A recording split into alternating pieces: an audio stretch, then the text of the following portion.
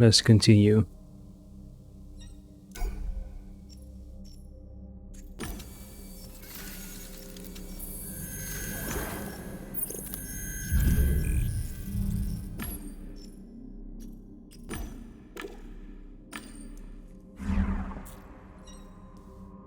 Painting of Kid. So Kid is also a program. He's not real.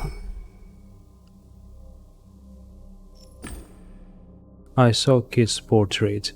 Beneath his face, an interface window flickered. Simulation log access. Active simulation cycle 316. Dominant aspect blue. Role gifted hacker. Fate modifier active ally.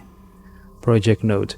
Kid got a mentor. Let's see if we can gather info on the Gamedec number 314 anomaly. Previous cycle. Another cycle in which the actor, being a skilled hacker, failed to use logic, caution, and discretion. Alright, so Kid was also being used to find Gamedec number 314. So what was Kid doing?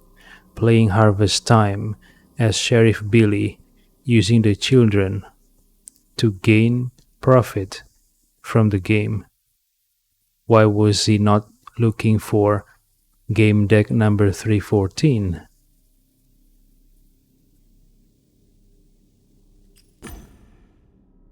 Dominant aspect blue.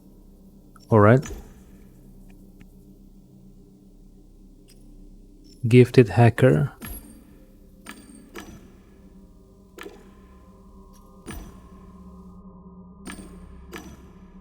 Henry Kincaid, known as Kid, grew up on the walkways.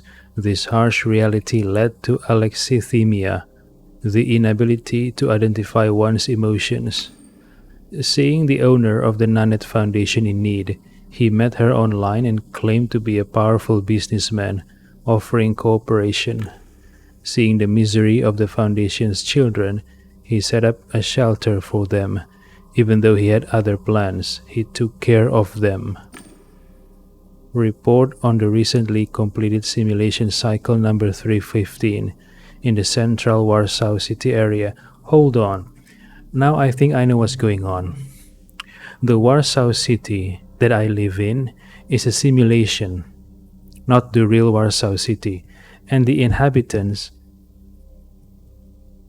in the digital version of the Warsaw City, my assumption is all those other inhabitants in the digital Warsaw City are they are results of psychoscanning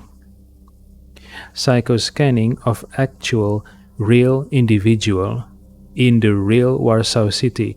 So Blue Whales Interactive, I believe they are running a project where they recreate the entirety of Warsaw City, complete with its inhabitants.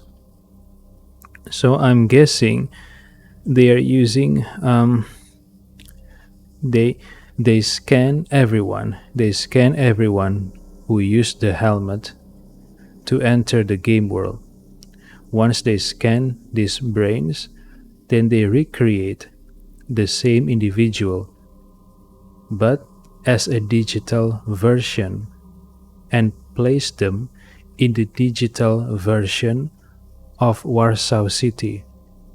So all the characters in Warsaw City, Captain Basilides, Starlet, Idris, Geoffrey Haggis, everyone, all of them, they are all based on real-life individuals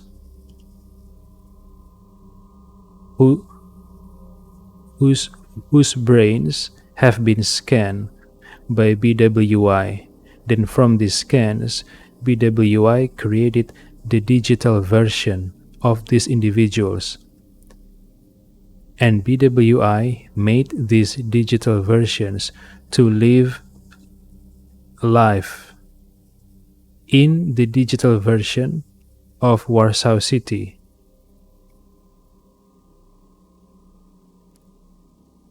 What for? I don't know. Maybe it's their way to study society. Yeah, I can see many uses of this simulation, right? Using digital individuals who are based on on actual real humans in a digital world. They can impose different kinds of scenarios on this digital world and study the effect, the impact of this scenario. Let's say I have a digital version of planet Earth, and I've populated this digital version of Earth with the digital version of the actual real people, based on the actual real people. Then maybe one day I was thinking, okay, what will happen if um, if if a meteor hits? I don't need to have the meteor hit in real life. I could create the scenario in the digital world to see what would happen to the people and the planet, and then study and observe the results, the effects. For what goal? Well, it could be it could be used to you know to to anticipate what would happen if if a disaster happen, right? So if the actual disaster actually hits, then the people in the real world, at least those who are in control of how to handle with the disaster, would already, you know, would be able to make informed decisions based on their study of what is happening in the digital world. I think that is the reason why BWI created the digital version of Warsaw City, complete with its own digital version of its inhabitants. I think they're using this to study society and to impose different kinds of scenarios and study the results, study the effects. And then maybe they will use this study to better deal with the actual problems in real life. That is the optimistic view of it. The pessimistic view of it, maybe BWI wants to control the flow of human progress and history. Like, I don't know, like a sandbox.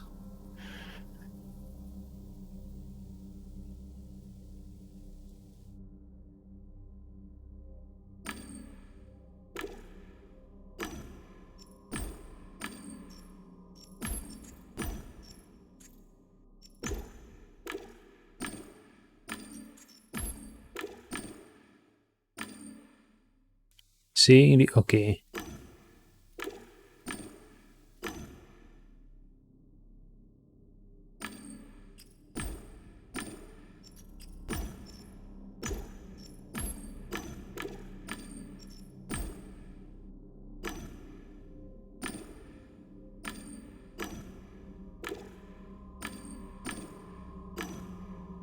Okay, so this this further confirms my suspicion.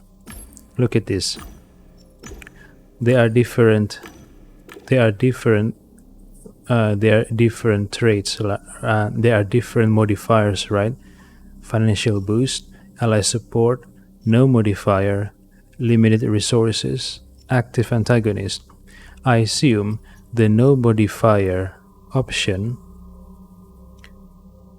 runs the digital version of Henry Kincaid, vanilla Henry Kincaid, based on Henry's actual brain scan. So Henry's behaviors are not modified at all in the digital world. And then to study the progress of the digital version of Henry Kincaid, if he is modified, then BWI applied other options like making him have limited resources or giving him a financial boost, just to study how will Henry Kincaid live his life if certain aspects of his life were modified. All of this is to study different kinds of scenarios and possibilities of the actual real world society, or at least in the scope of Warsaw City and its inhabitants. So, if this is true, that means my character, the protagonist, is a digital version of the actual real world individual. The protagonist I'm playing right now is a digital version of his real version in the real Warsaw City. Interesting.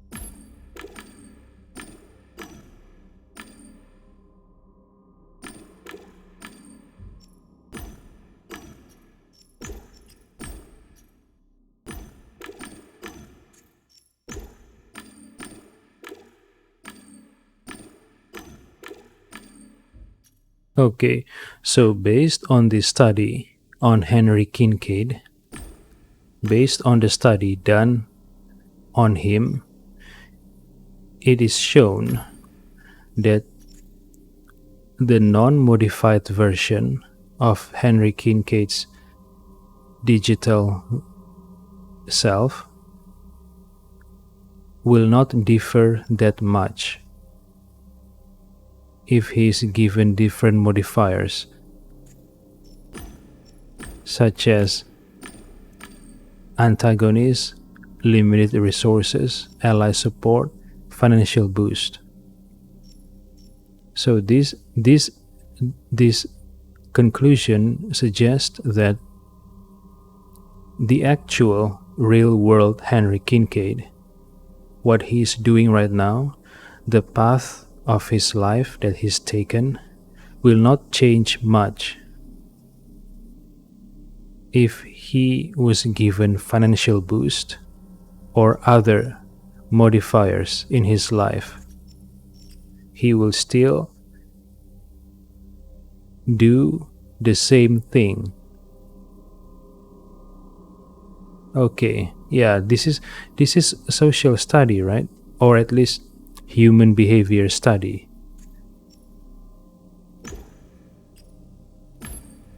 All right, interesting.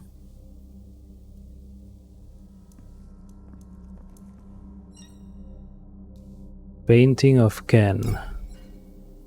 Of course, the digital version of Ken based on the real world Ken.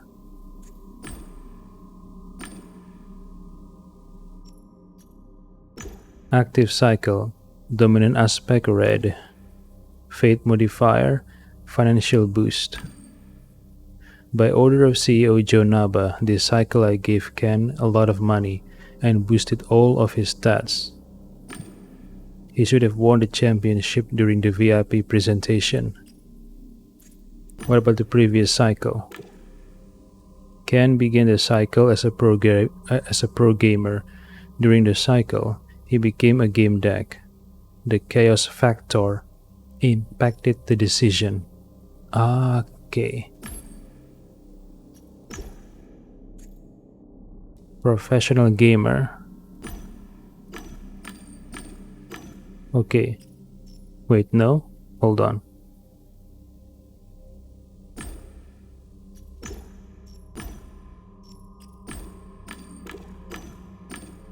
Wait, hold on.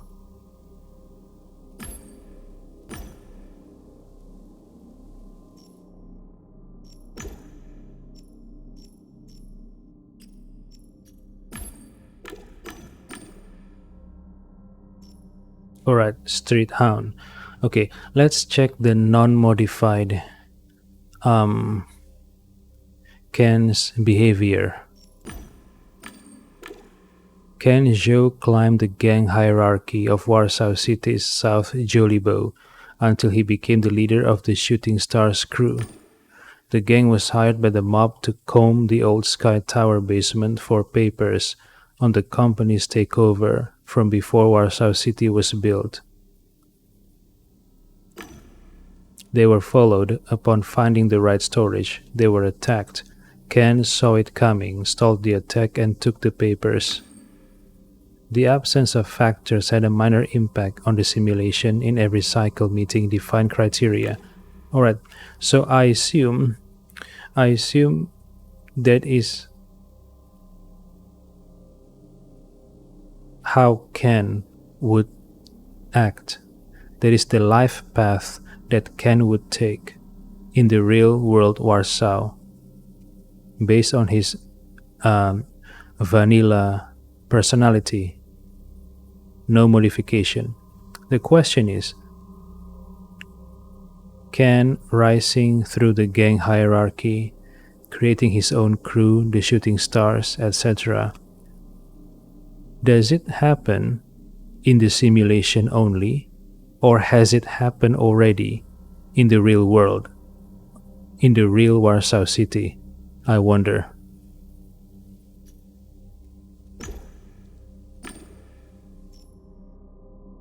It could be, it could be Ken, and also not just Ken, but all the other characters. It could be what they are experiencing in the simulation with no modifier are only happening in the simulation and does not happen in the real world. Or it could be that it already happened in the real world.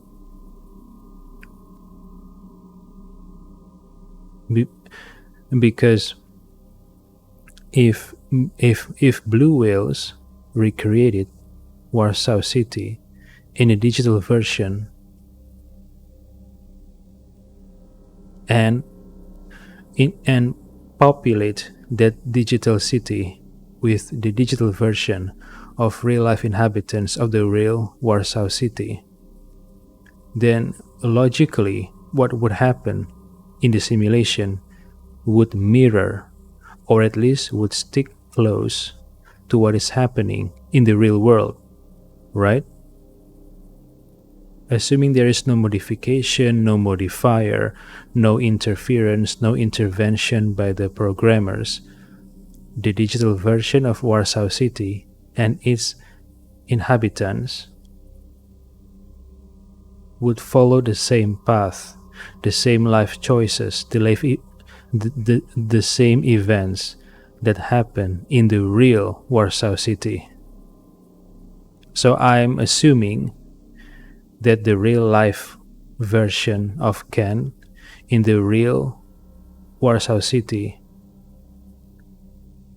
must be, must at least his life choices and his life paths must be similar to the simulation. So if my assumption is true, that means Ken in real life is a gang member. In the simulation, he's a pro gamer, right? He's a pro gamer at good bets because he received modification from the programmers, But in real life, I assume Ken is a gang member who progressed through the gang hierarchy and created his own crew. Okay.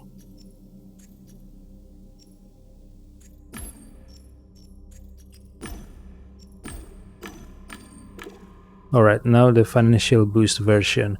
What happens in the simulation?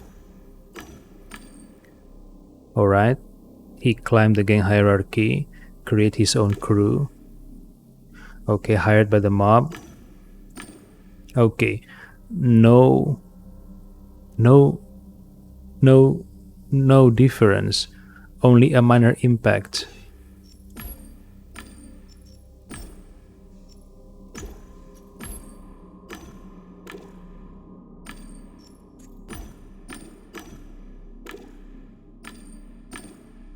Minor impact again.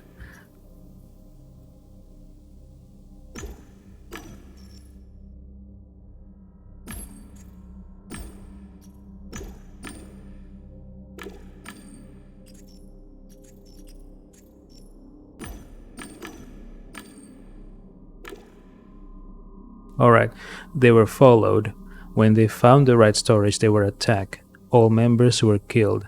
Their bodies have never been found. Okay, so given the modifier of limited resources, Ken did not survive the ambush. Alright.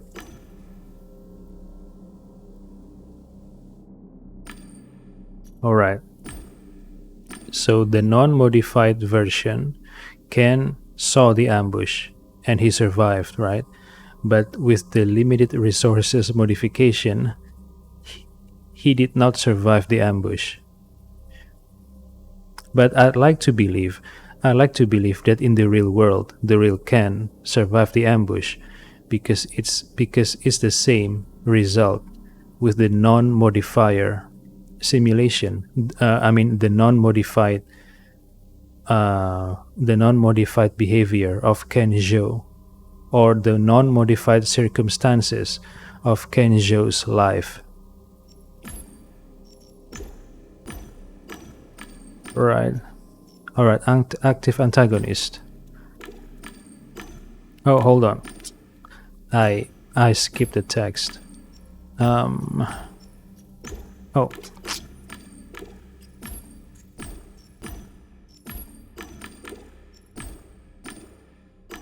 Alright. Alright, he climbed through the gang's hierarchy, create his own crew. Alright, again, the active antagonist factor also led to the same result as the limited resources modifier. Interesting, okay. So this is surprising to me. So the real life version of Ken is a gang member and he has his own crew. Very different from the simulation Ken, who is a pro gamer. Yeah. This confirms what I think BWI is trying to do. They're trying to study the effects.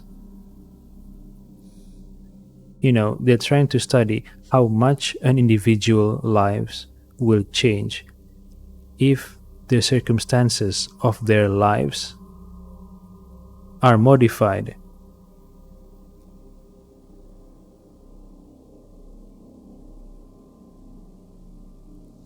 But this is a pessimistic result, I mean, the non-modified version of Ken, he became a gang member, create his own crew, survive the ambush, right? The limited resources version and the active antagonist version, Ken did not survive the ambush. However, the financial boost modifier sees the same result as the non-modified version. Ken create his own crew, survive the ambush. He is still a gang leader. So this shows that the real world Ken Even if he's to be given a financial advantage, he would still follow the same path of joining gang members, creating his own crew, and work for the mob. This is depressing actually. This is depressing. I thought by giving Ken a financial boost, maybe he would find a different outlet. Like maybe he used the money to start a business or go to school or whatever. But according to the simulation, even with the financial boost, Ken still chose to join a gang and then become a gang leader and work for the mob. So, in Ken's case, the existence of money or financial advantage does not change his life choices. This is depressing actually.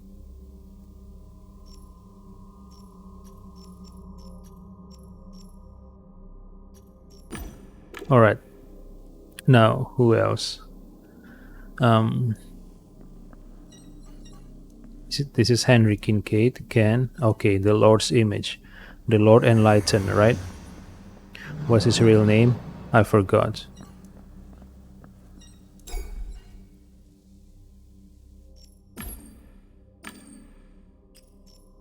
Alright, active cycle. Dominant aspect yellow. Role great scholar. Fate modifier none. Okay, so the current Lord Enlightened that I've been meeting with and speaking with in the simulation is non-modified. This is how he is. This is how he speaks. This is how he acts in the real world version. Right? Monitors actors' activity for flashbacks from previous cycles. Previous cycle. Another cycle of Lord abusing the clan leader role. Recommend lowering the inspiration aspect in next iterations.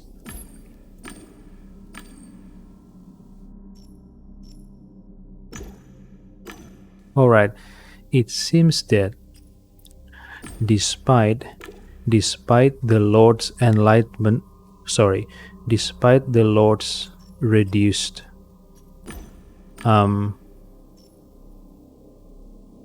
reduced inspiration aspect in the current cycle, it seems the Lord still ends up abusing his position as clan leader. So no major changes, right? Alright, yellow. Clan leader. Alright, yellow.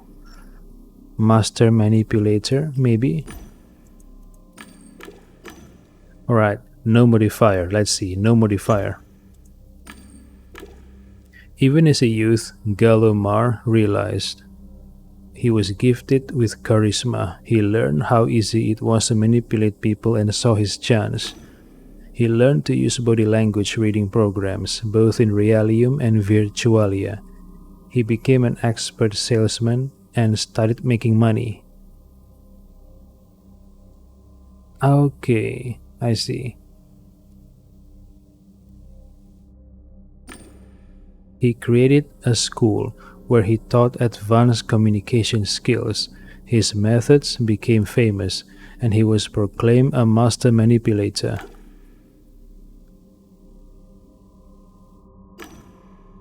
Alright, so in the real world, based on the simulation of the Realium, with no modifier, I assume Galomar also opened up a school, right?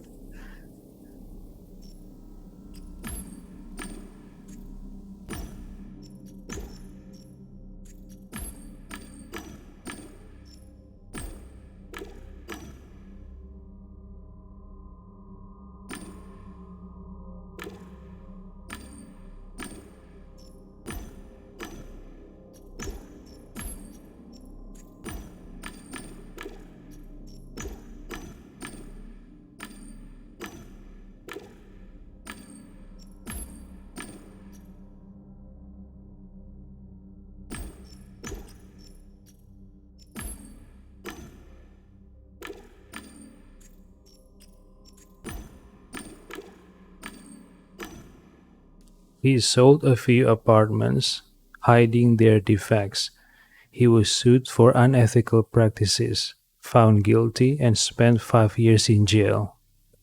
This is with the limited resources modifier. But but it is most likely not what happened to the real Galomar, because because this one is the modified version, not the vanilla version. The vanilla version of Galomar, he succeeded in using the clan to make money and open up a school.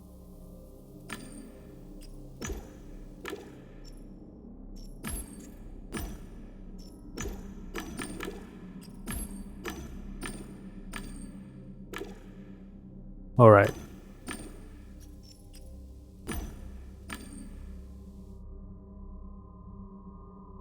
Yeah, the one that surprises me is Ken. So, Ken,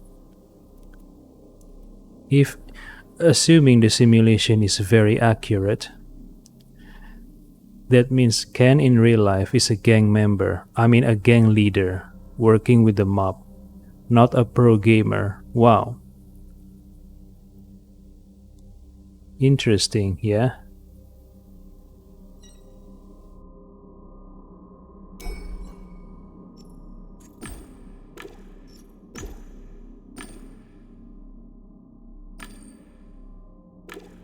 Wait. Hold on. I was wrong. Hold on.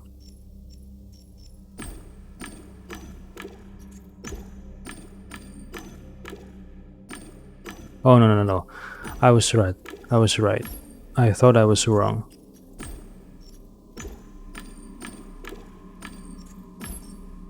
Okay. Okay, I see.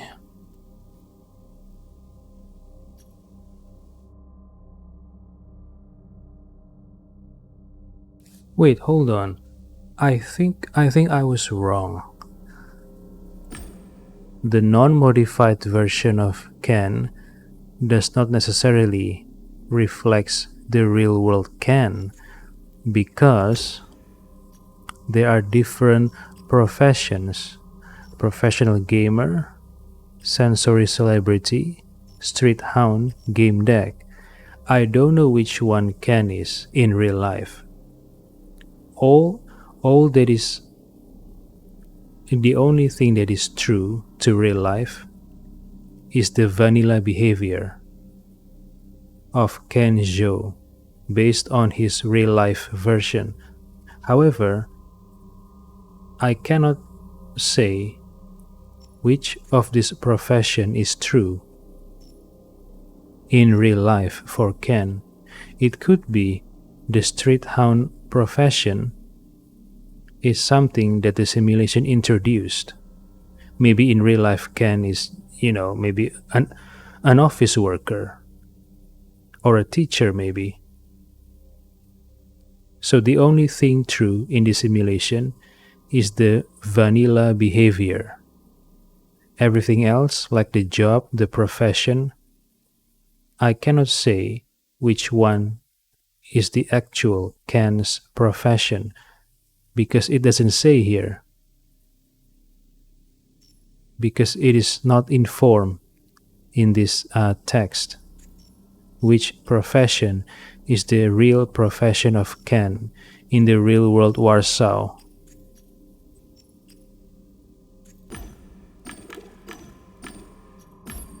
All right. Yeah. So in conclusion, the only thing that is true to the real world is the individual's behavior. Their profession and everything else, I can't say they are true because it could be the professions are introduced by the programmers and not necessarily the individual's actual profession in real life.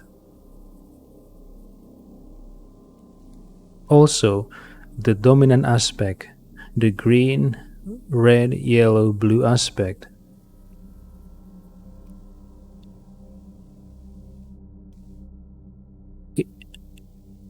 we don't know which aspect is real. I mean, the actual aspect of Ken in real life.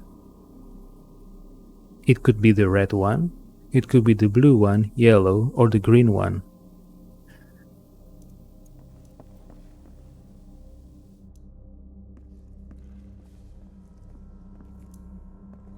All right, all right, all right. So, yeah, so the aspect is unreliable to determine Ken's actual life.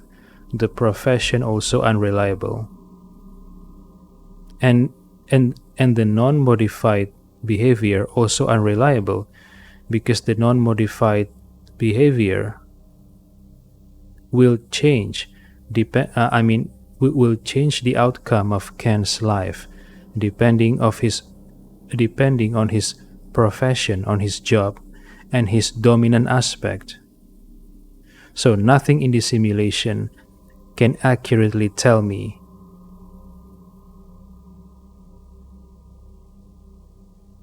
how Ken is in the real world. Nothing in the simulation can accurately tell me right now how Ken is in the real world.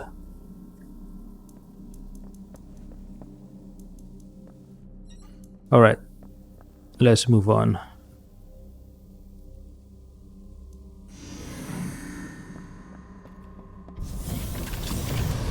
Okay, so it was yellow, red, yellow. Now yellow, red, green. Where is yellow? Yellow, red, and green.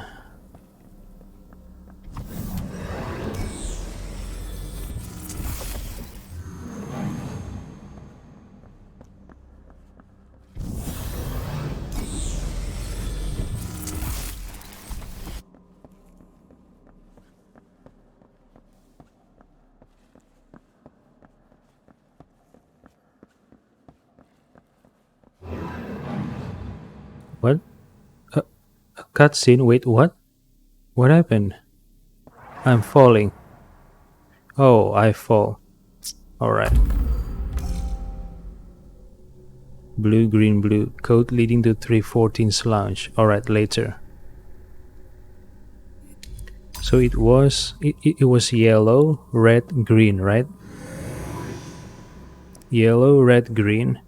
Okay, now I'm going to try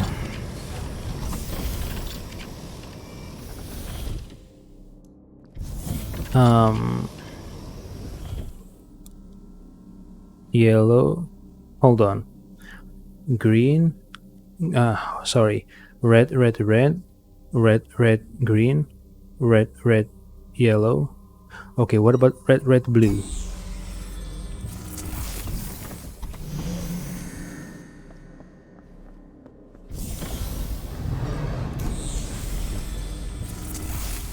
Red, red, blue.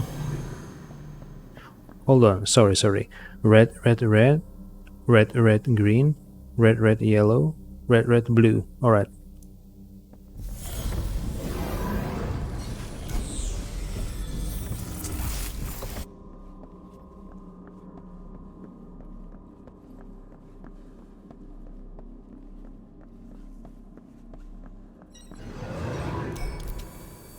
I summoned Codebreaker and ordered it to scan the NPC's code. Vigo says, there's a sort of hint concerning the road to the fringe. No green color in the sequence. Alright. No green color in the sequence. Alright, red, red, red, red, red, green, red, red, yellow, red, red, blue, right?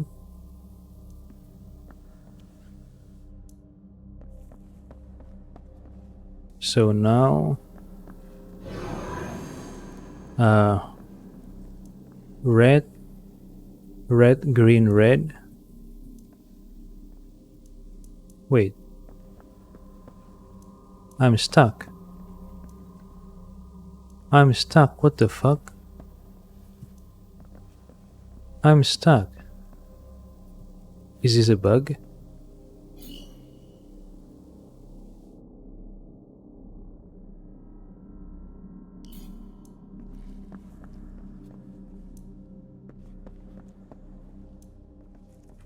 Wait, is this a bug? Really?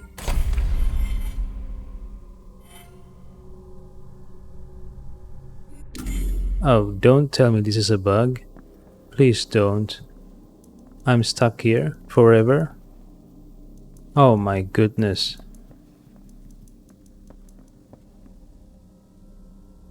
Um, alright. Maybe I should. I quick save in the archive, right? Yeah, let's just quick load.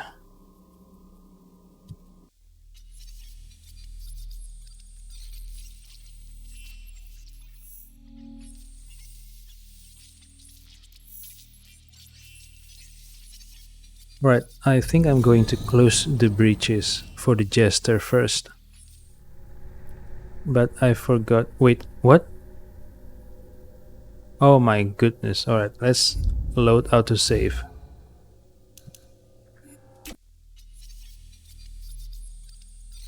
I forgot to quick save.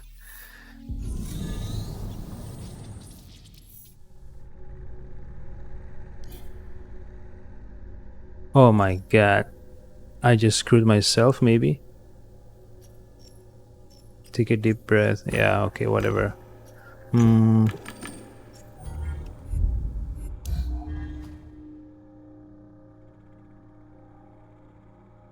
I think I just screwed myself. Oh, okay. Yeah. No choice. I just have to do it, everything again.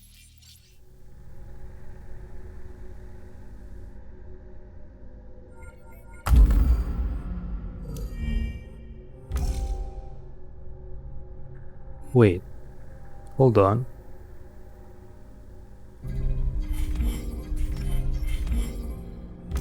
Alright. So I want to go to the jester's place. What was it? Okay, red, red, red. The jester, where is he?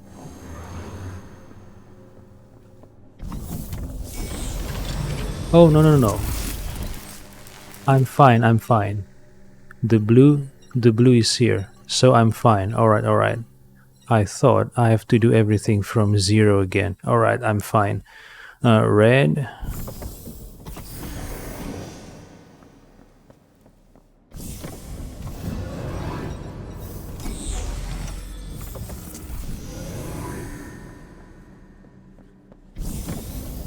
Wait. I thought I've closed the breach to harvest time. So it should be 1 out of 3. Why is this 0 out of 3? Do I have to do it again? Maybe?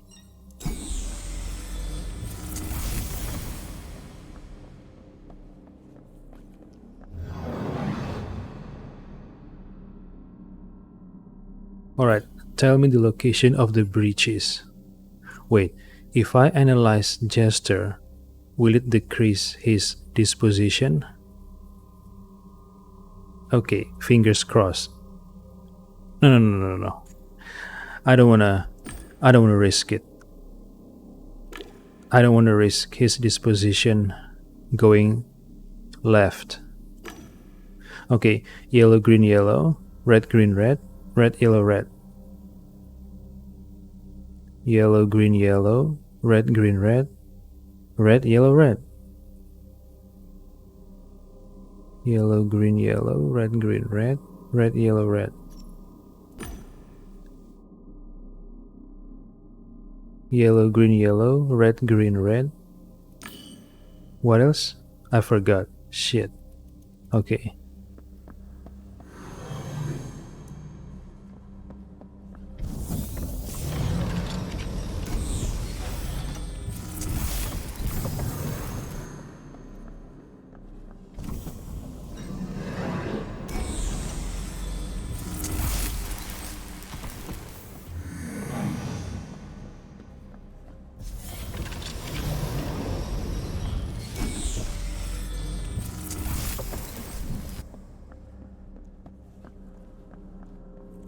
Okay, this is the bridge.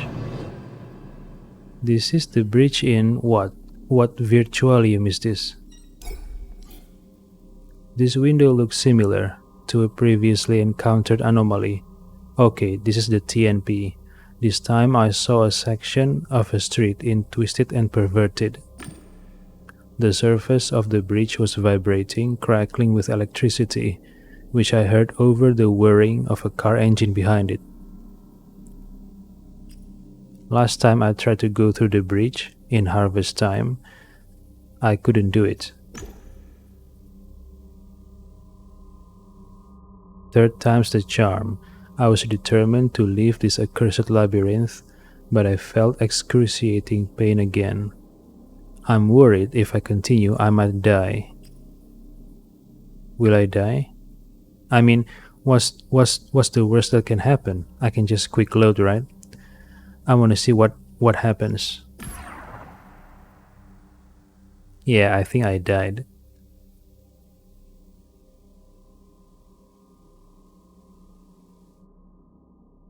But something was holding me in place. I became dizzy.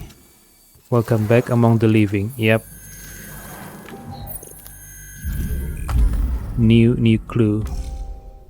Death and rebirth. After death, my avatar respawns in the same place. Okay. Oh, a familiar place. Of course. Yeah, okay.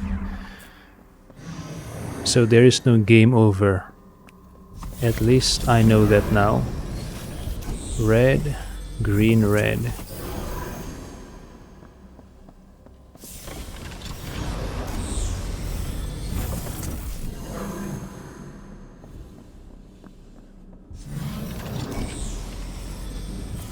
Right, let's close the bridge.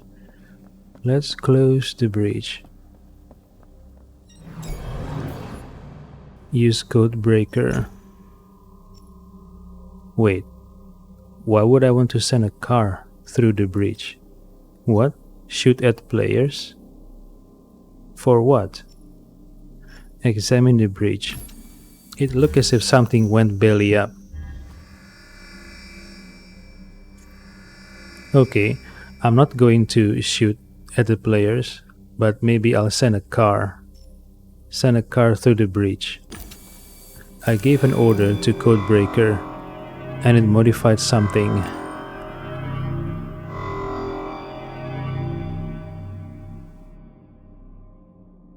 Okay, what will happen then? Through the bridge I saw a car speed into some old-timers in the street, tossing them like rag dolls. A fountain of blood blurred the image. Oh, I just killed players.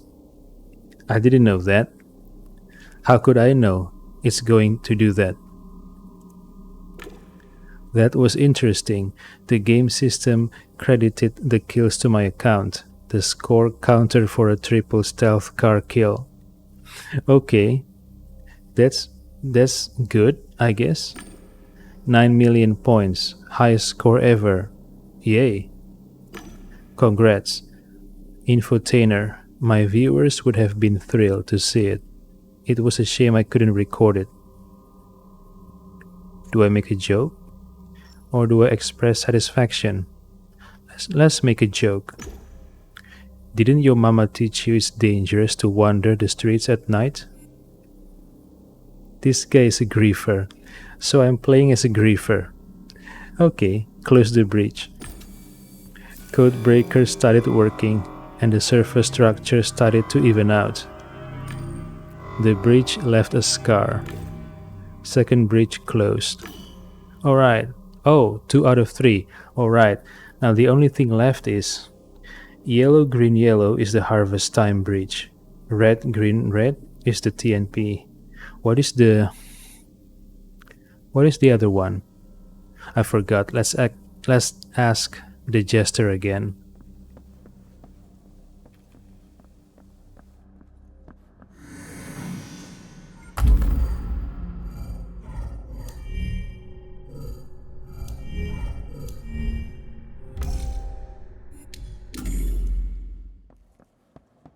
Let's ask the jester again.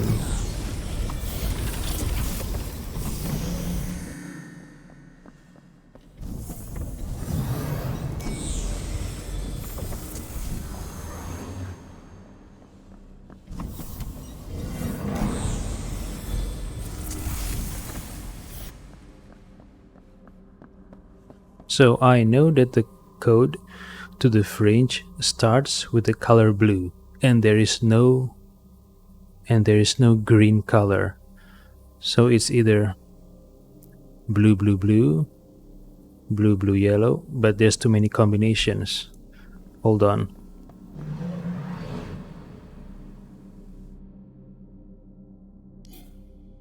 Yeah, about the job. Okay, red, yellow, red. Okay. Red, yellow, red.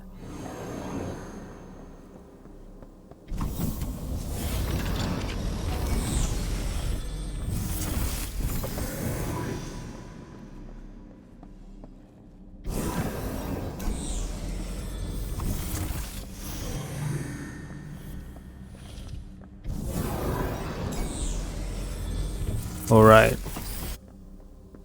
This must be the Knight's Code, right? The Knight's Code breach. Is it? I think so. Oh, maybe, yeah. Alright, this window looks similar to a previous anomaly, but it had a different color. It likely led to Knight's Code.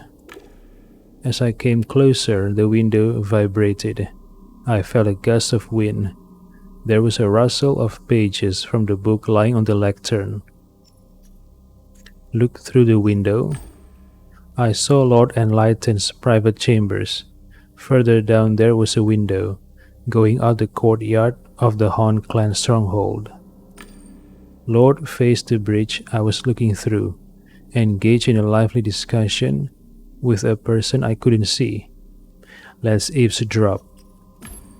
Lord was mad. He was speaking in a raised voice. Lord Enlighten says, Umbra, I say again, you are using cheats. Eventually the admins will notice. Besides, I wasn't fond of this prison idea to begin with. Umbra Twilight says, this is the only way for us to achieve discipline, and besides, wait, I thought her name was Umbra Shadow, not Umbra Twilight. Lord Enlighten says, is recording their suffering, thoughts, and memories supposed to elicit discipline, Umbra? You're a sadist who revels in these recordings. Knight's Code doesn't have such functionality. It's dangerous. I demand you to get rid of those goddamn cheats. Keep listening. I kept listening. Umbra says, I see we're laying our cards on the table, old boy. Fine, I'll close down the prison if you stop abusing the Outranger's Captain Sabi. She must be referring to Captain Basilides. Wait, no. She must be referring to Michal Sosnowski, the Zoinet. So what kind of abuse? Lord Enlighten says, you viper, you know full well it was the Master of Laughter's idea, not mine. Okay, so the jester. Umbra says, and you couldn't stand up to him. You didn't have the strength to live on your own terms, but I do, you see. Yes, I'm a sadist. I love. Lord says, shut up, I can't listen to this. Umbra says, so, everything stays like it was? Very well then. Should I call out to them? Just to mess around? Maybe. Hey, can you hear me? Lord did not react in any way. He neither saw nor heard me. Alright, let's just close the bridge. Oh, hold on. Shoot Lord through the bridge?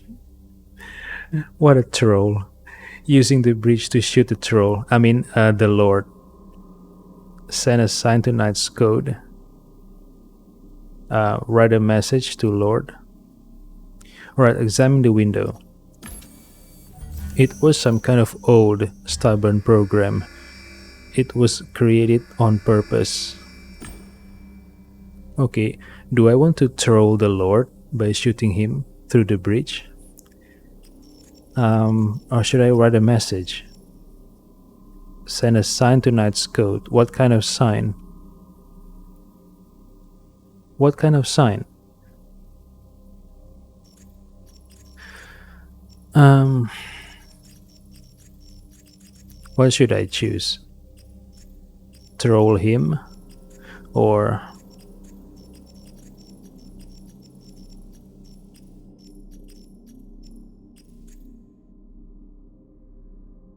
well, what kind of message do I need to send to the Lord? Nothing, right? Oh, maybe I can influence the Han clan. I mean, the Lord was receiving signals from the Tree of Knowing, right? So if I send a sign to him, I could pretend that I am the Tree of Knowing and give him orders, right? Yeah, okay, let's do that. Send a sign to Knight's Code. Running in influence mode, Codebreaker was ready to manipulate the game's content. A few ideas came to mind. What the fuck is this? Arrange the clouds in the shape of a penis?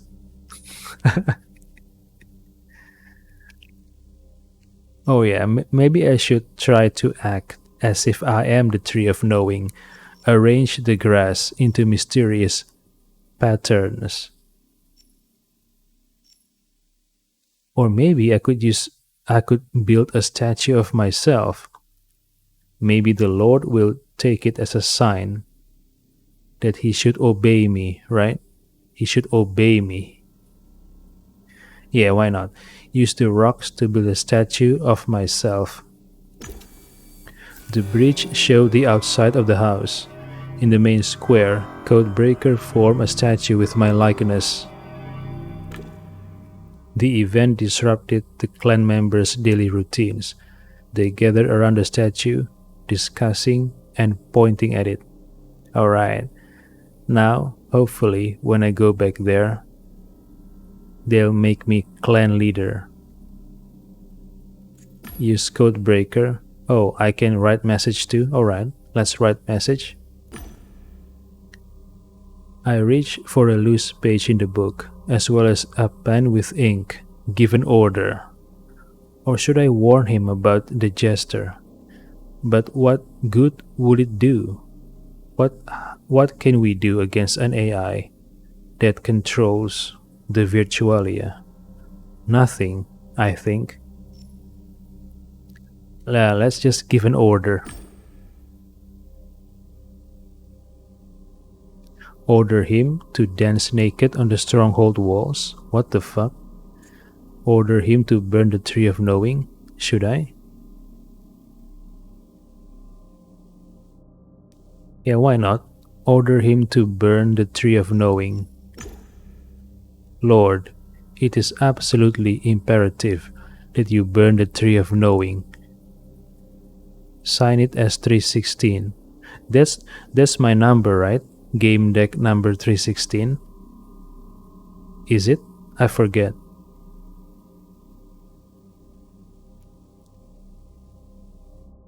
Do I want to sign it? Do I want to make an enemy? I mean, the jester will find out it was me if I sign it, right?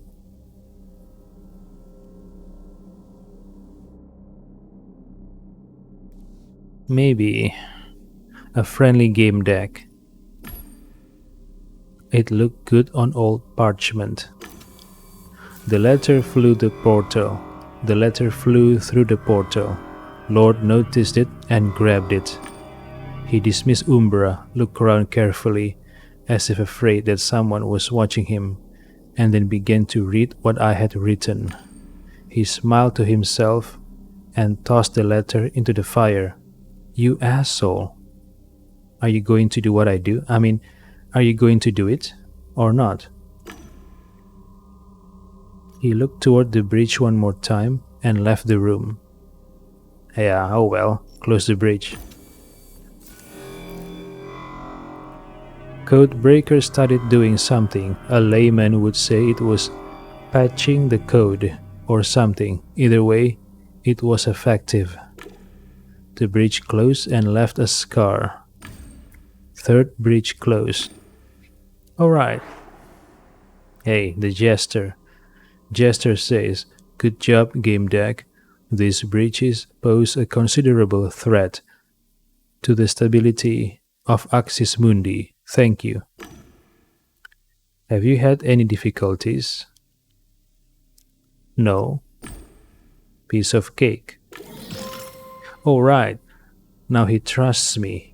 What do you want now? Jester says, "Straight to the point. I like that. One of the access points is acting against its instructions. This will delay the transfer of data. The point has the appearance of a tree. You visited it, go there, and disable access to it. This should solve the issue." Alright, talk to Jester. Can we talk? Alright. Yeah, I already talked about 314 and the simulation. Let's talk about the DigiNet.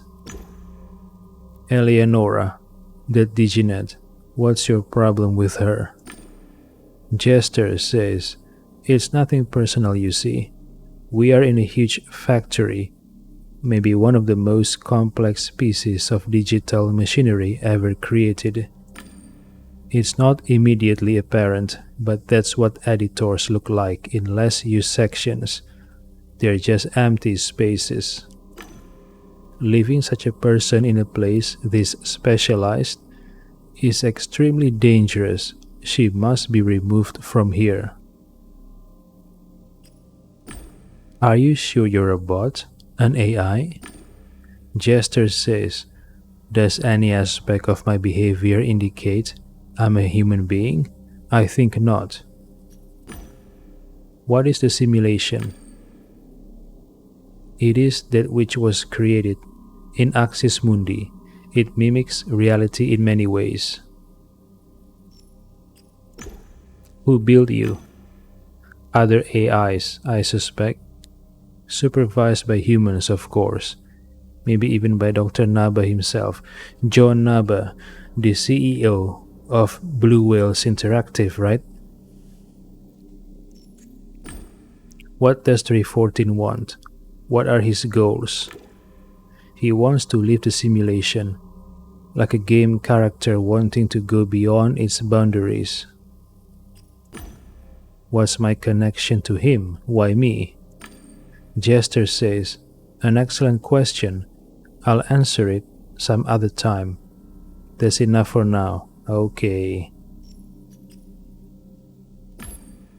It's time for me to go.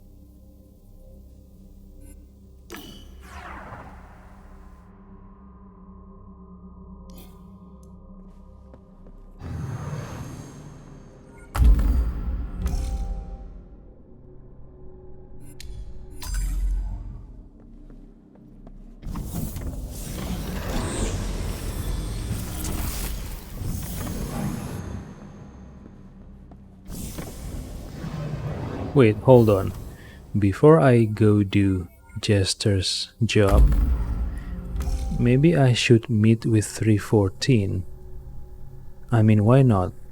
Let's talk to him and gather information. Blue, green, blue. Alright. Um,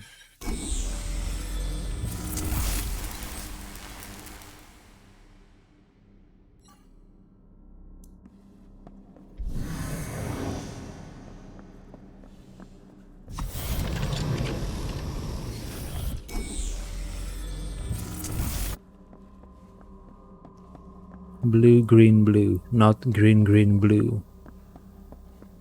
What is this?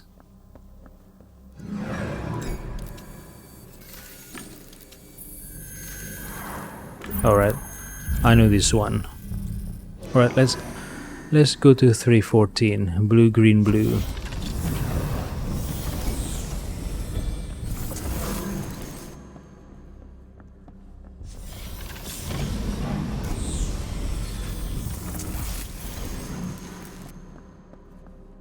So 314 is a digital character like me, but he wants to leave the simulation. But how is he going to live in the real world? Does he have a plan? Is he going to live on the internet? Or is he going to get a mobrium? Or maybe a gen skin?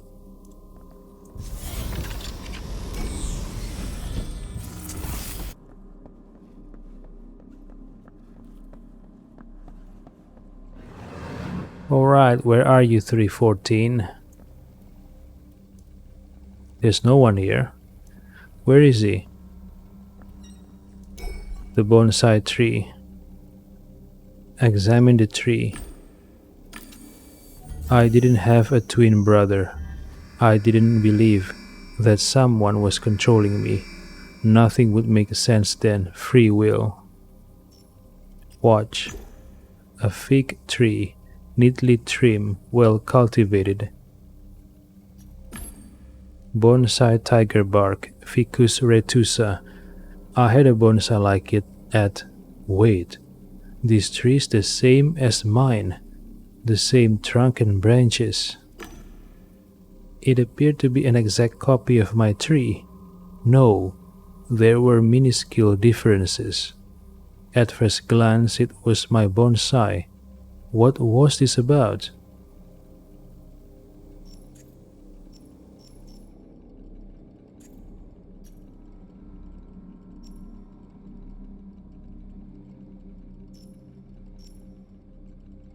The tree was trimmed by your clone. I don't think it's trimmed by my clone. It's trimmed by...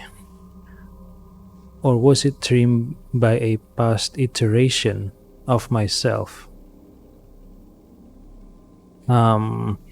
Which one should I pick? Not a copy, I think.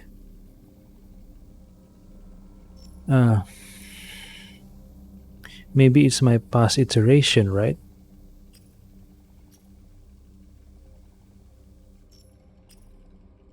I am 316, right? So I assume 314 is the past iteration of myself. So a clone then? Or a copy? Alright, let's choose number 1. Had this bonsai been trimmed by someone exactly like me, unaware of my existence like I wasn't aware of theirs, but where? How? Either way, it's a very strange find.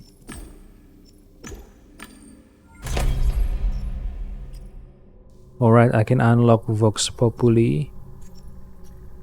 Should I unlock this one? Let's wait.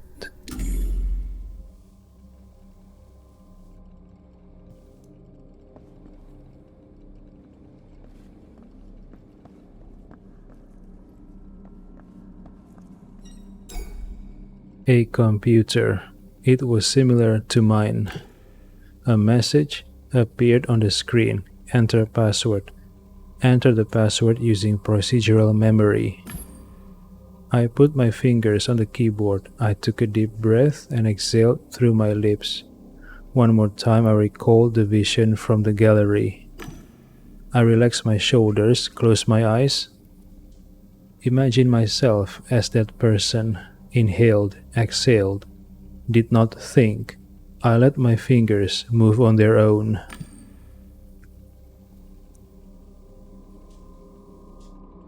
My fingers hit the keys.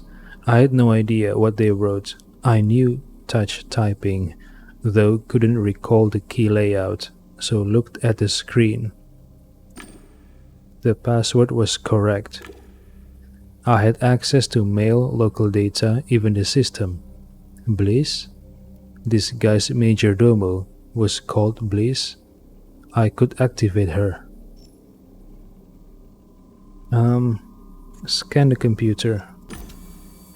Multiple iterations of Bliss. Multiple relationships with Gamedec. What was this about?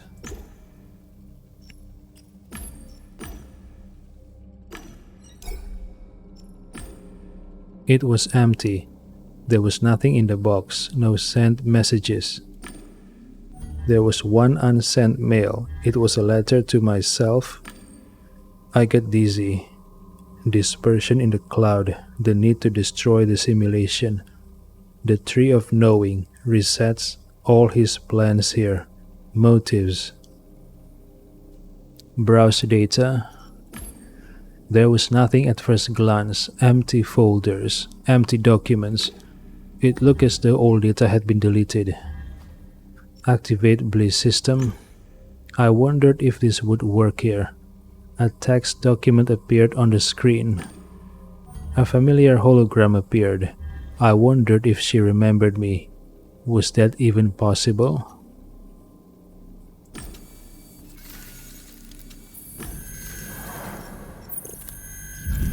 Okay.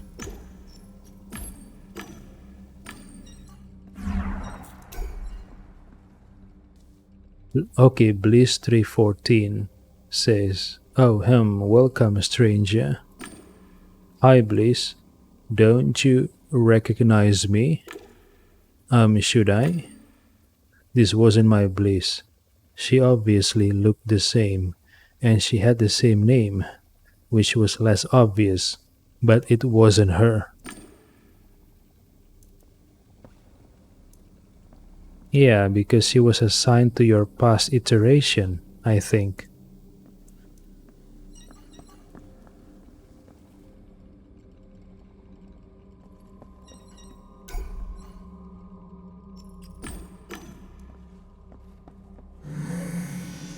Alright, now let's do the jester's favor. Go back to the tree. It was green, green, green.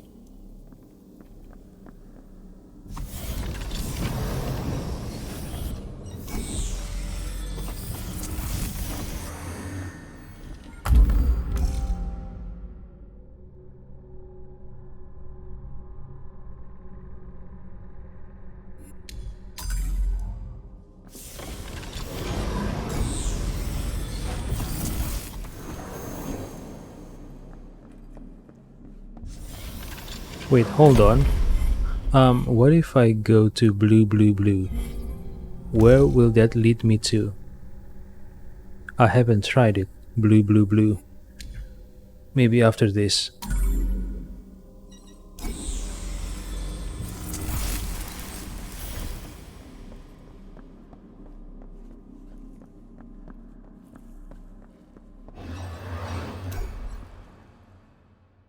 The tree smelled like a storm. Each branch radiated with electricity.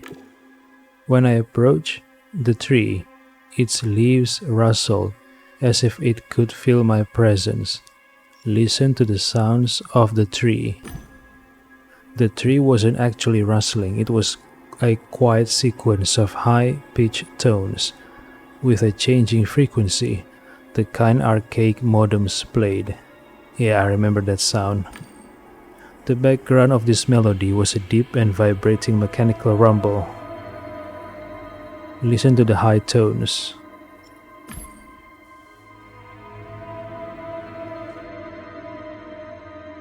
I picked up on a recurring pattern in the variable high tones. Maybe it was some sort of code. I bemoan not having access to my deck. I summon the Diginet's V-Ghost. Can you isolate the high tones of this tree? I think something's buried in them.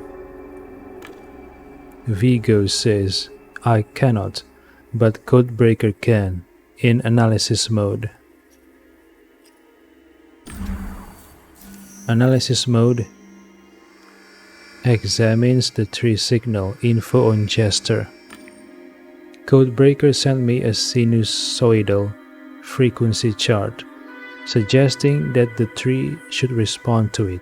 It named it the Omicron. Omicron? Influence, okay, emit a wave with the Omicron frequency.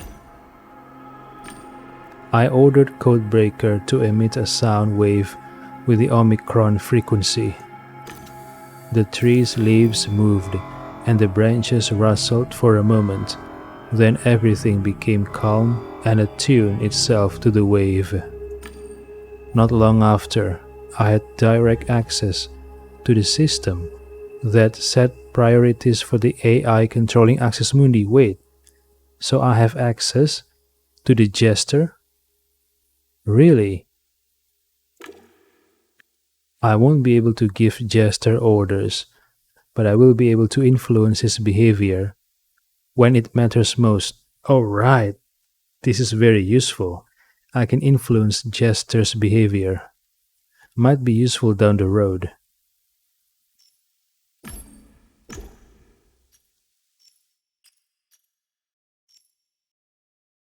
Wait, what would happen if I examine the low notes instead the high notes? Would I came to a different conclusion? I mean, would I get something else? I examine the high notes and it gives me access to modify jester's behavior. So I wonder if I examine the low notes, would it give me access to something else?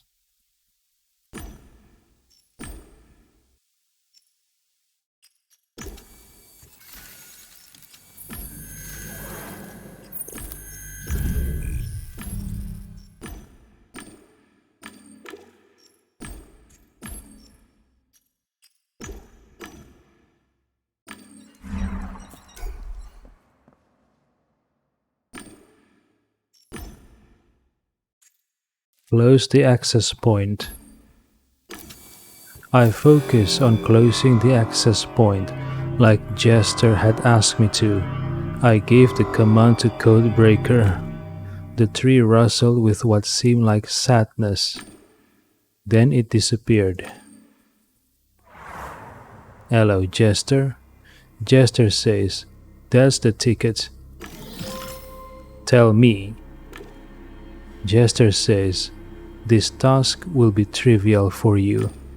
Destroy Eleonora's statue." What? You do know where he is, right?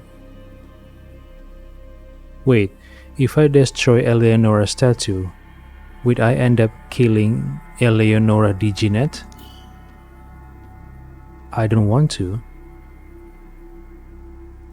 But anyway, the Jester is just doing his job, right? I mean, he's an AI, tasked with maintaining the simulation. Of course, he will clean up all kinds of trash and problems and glitches in the simulation. But again, I'm also a simulation. Would I choose to live in the simulation? Or would I choose the same as Eleonora to escape the simulation? Let me think. If I was a simulation, if I somehow find out, okay, I'm a simulation, what would I do? Would I choose to try to escape or stay? I don't know.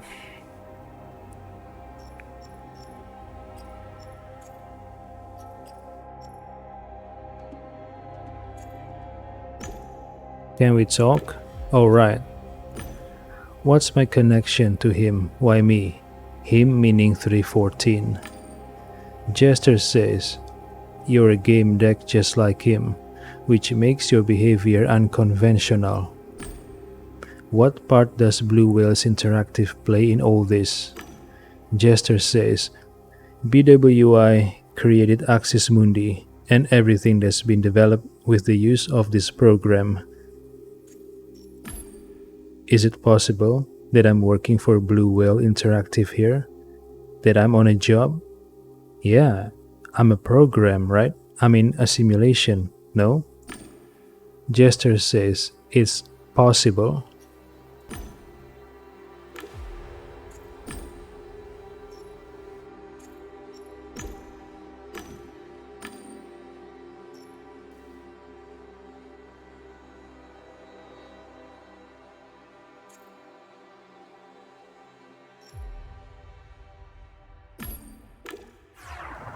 Alright, if I destroy Eleonora's statue, will I end up killing Eleonora? I don't know. What can I do to find out?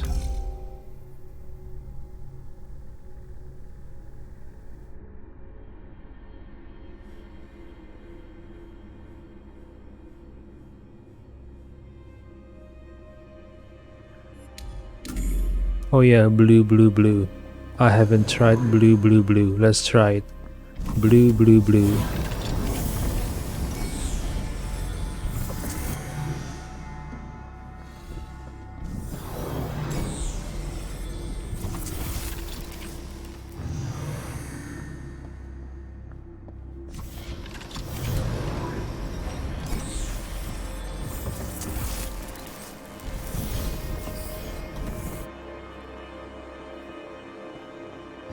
Wait.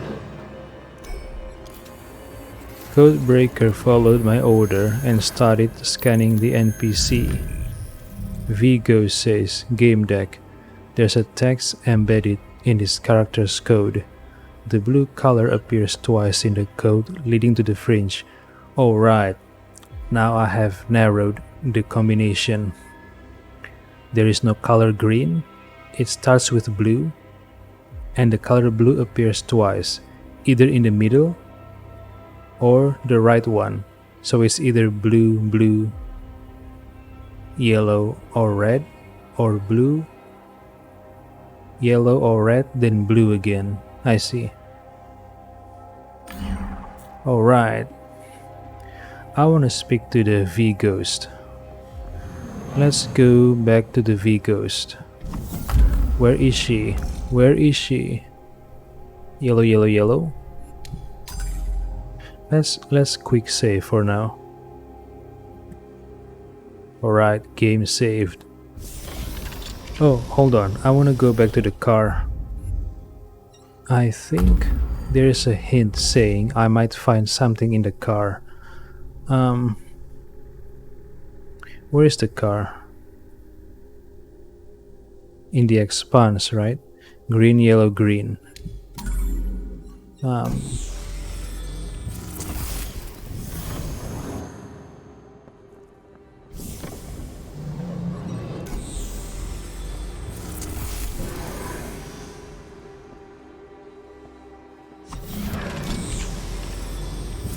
Alright. Here we are in the expanse. Wait. The car's no longer here. Shit. But I thought there's an NPC telling me I might find something in the car.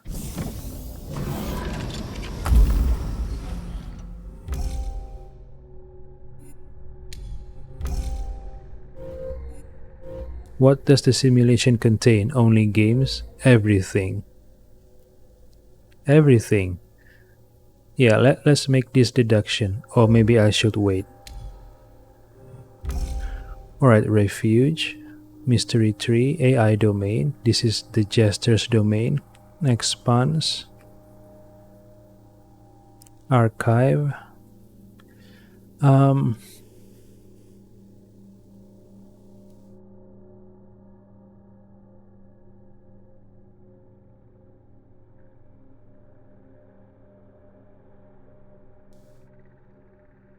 Okay, maybe I should just go to the refuge then. Speak to the V ghost. Yellow, yellow, yellow.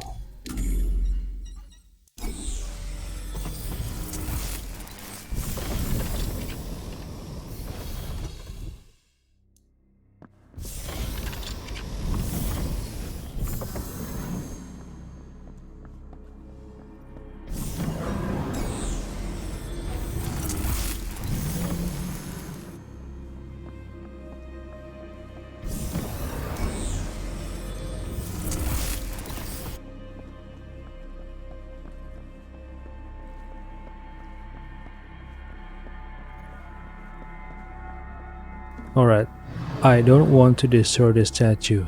I just want to speak.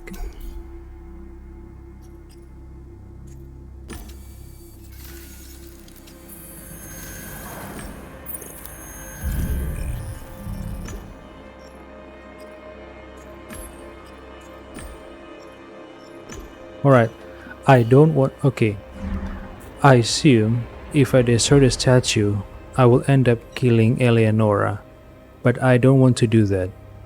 However, I'm going to quick save and I'm going to destroy the statue just just because I want to see what will happen if I do it. But again, I don't know whether I will end up killing Eleonora or not if I destroy the statue.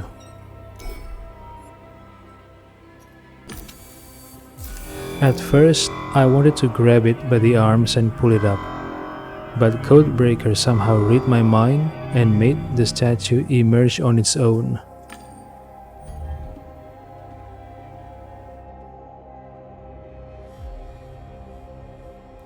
So that's how the statue looks like. The world and its inhabitants had been giving me a hard time. I had seen the face of evil, and yet the statue filled me with comfort. Her look was full of love and hope, but for what? A better future. The kindness in people's hearts, compassion, either way I felt better. Inspect the statue. Finds out something, a codex entry. The labyrinth itself was created by the Diginet and 314. But for what purpose? Okay, so Eleonora was working together with 314. For what purpose? They wanted to hide. I thought they had built the labyrinth as a place to hide. Of course, what else? The woman looked like a perfect imagining of Eleonora, the best possible version of a person, the one we would see in inspired dreams. She held something important in her raised arms. Few statues hold pointless objects, after all. The pose emanated strength and sensitivity.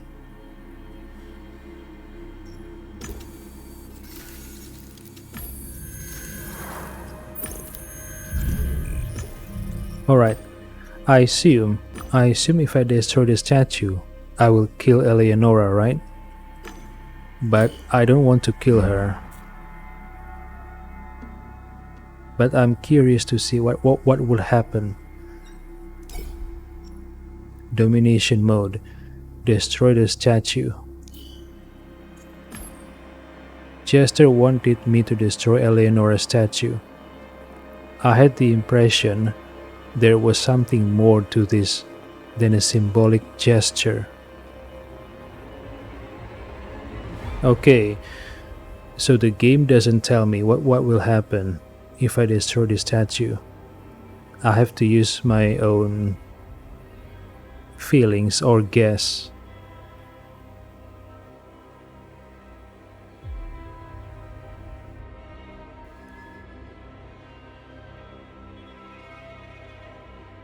Whatever I choose must have consequences down the road, right?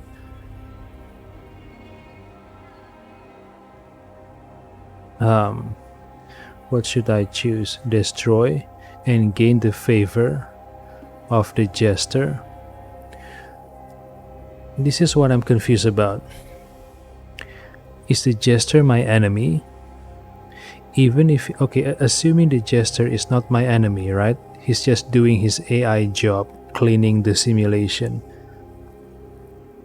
However, if I help him take care of Eleonora, then any information she might have in escaping the simulation will be gone with her. I think it's better for me as a simulation to have the knowledge how to leave the simulation and not use it, instead of wanting to leave but don't have the information, right?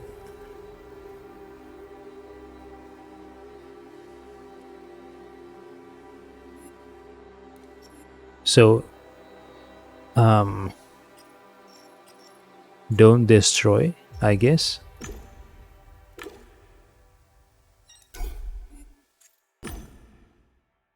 Okay, so okay, so I can still choose. I had the impression there was something more to this than a symbolic gesture, so it is implied the statue serves a purpose and not just as decoration or a symbol. Yeah, let's just leave this alone. Alright, now let's go to the fringe.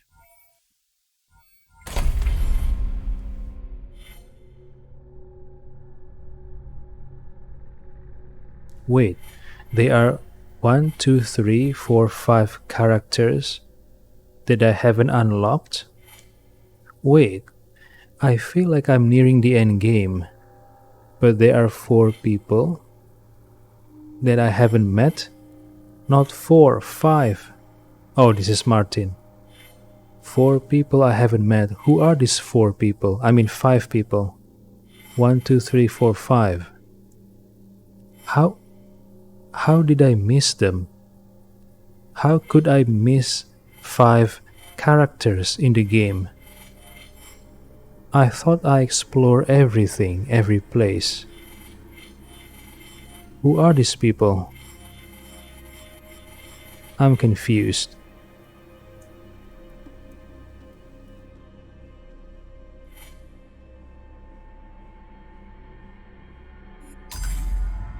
Alright.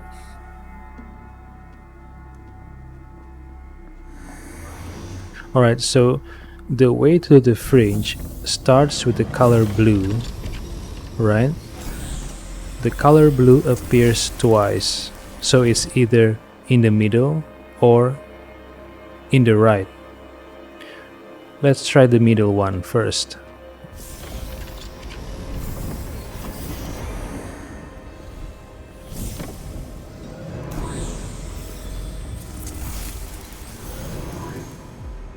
Yellow. Alright, blue, blue, yellow. And then blue, blue, red. There is no color green. Hold on. Wait a minute. The jester. Oh shit. There's my lost game deck. You need anything, friend? No, I don't. Thank you for your concern. I want to analyze the jester, but I'm afraid it will decrease his disposition to the left. Okay. Let's just do it. Scan jester. Code breaker activated analysis mode and started scanning jester. Jester says, if that's going to satisfy your curiosity, go ahead. Codebreaker managed to find some information about Jester. It turned out that even such a powerful program as him had limitations. I would have found out more if I had performed a more thorough analysis of the code. Jester says, I hope that satisfied your curiosity, and we can return to relevant matters. Should I attack him? Nah, I think I think this jester is very strong. This is his domain, right? Yeah, let's just go. Alright, blue, blue, yellow.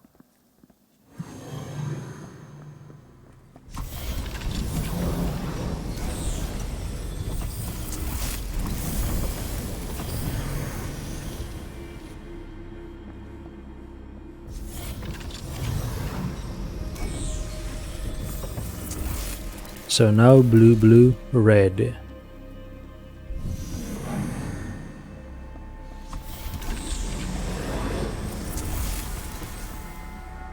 That was an accidental click, but I'm lucky it was red.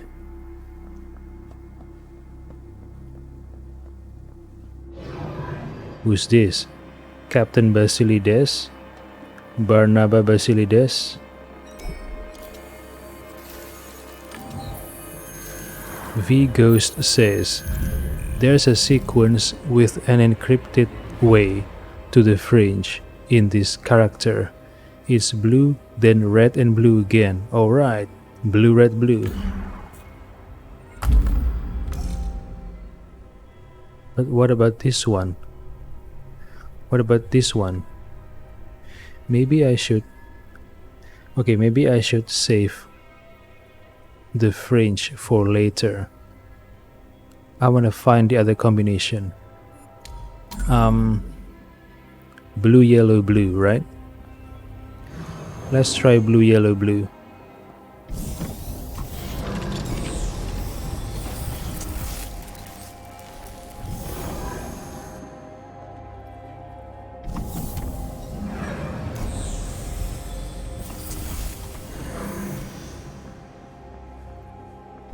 Wait, is this? What is this? Is this the golem Gorio in Knight's Code?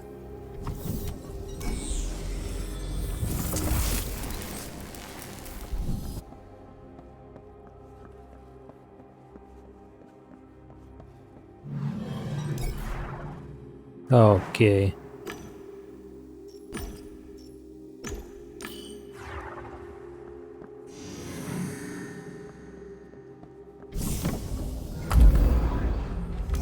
Okay, what is this data? Yellow, yellow, yellow, green, green, green, red, red, red, green, yellow, green, yellow, red, yellow, blue, red, blue, blue, green, blue.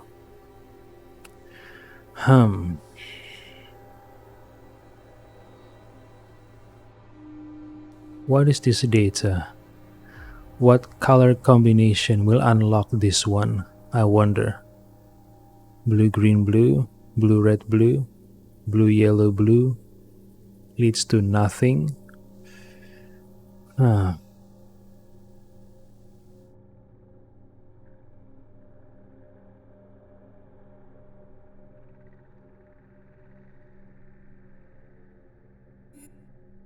don't know. Let's just go to the fringe. Blue, red, blue.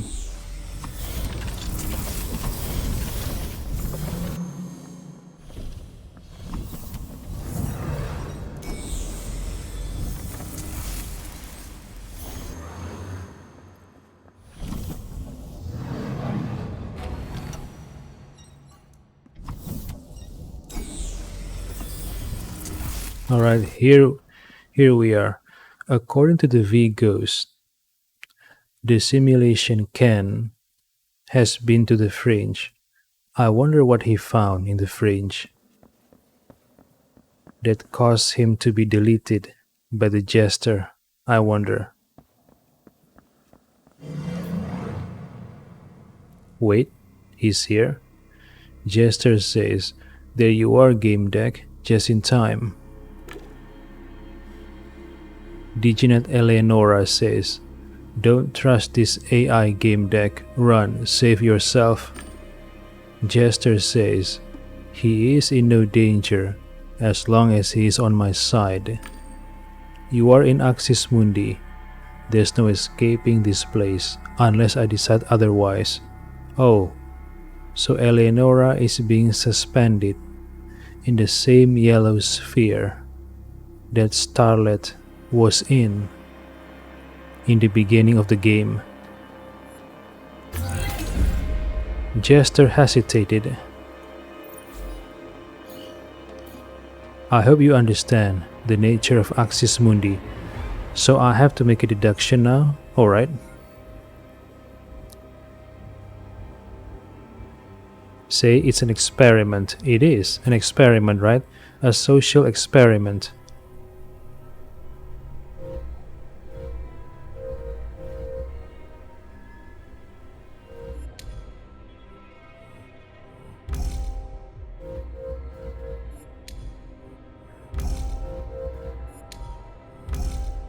Alright. Yeah, I think this whole simulation... Wait, what was the question again? I forgot. Oh, he was asking about the Axis Mundi. It is an editor, right? An editor to create other simulations.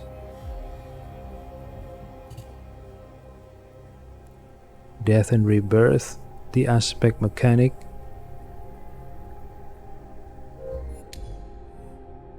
Okay, so the game makes a distinction between Axis Mundi and the simulation. So if the question is specific about Axis Mundi, then the answer is an editor. However, the simulation is everything from the city and its inhabitants of the real world, Warsaw City.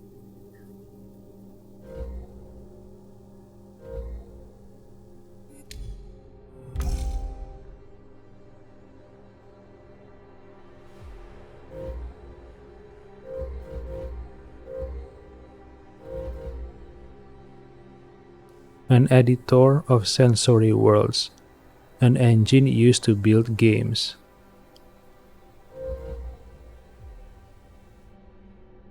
Hold on. The Axis Mundi is an editor, right? It creates the simulations. The jester's question is ambiguous in my opinion. He's not asking the function of Axis Mundi. He's asking what is Axis Mundi.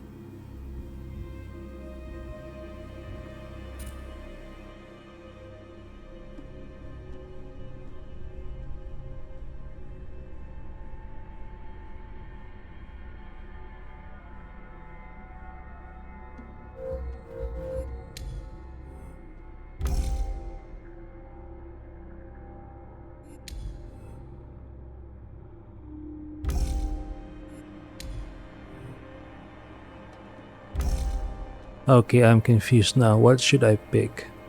Game editor or Haggis's experiment?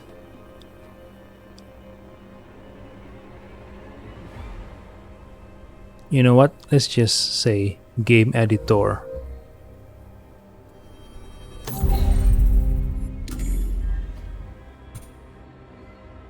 It is an editor of worlds. Oh, I was right. Jester says precisely. Axis Mundi is a tool for creating sensory worlds, which includes everything you've experienced so far, including the fake realium, right? There's no escaping the simulation created by Axis Mundi. Eleonora says, that's not true, Gamedec. The simulation has its limits. You can escape it from this exact place, the fringe. Consider her words? Agree? What does the simulation contain? Wait. What?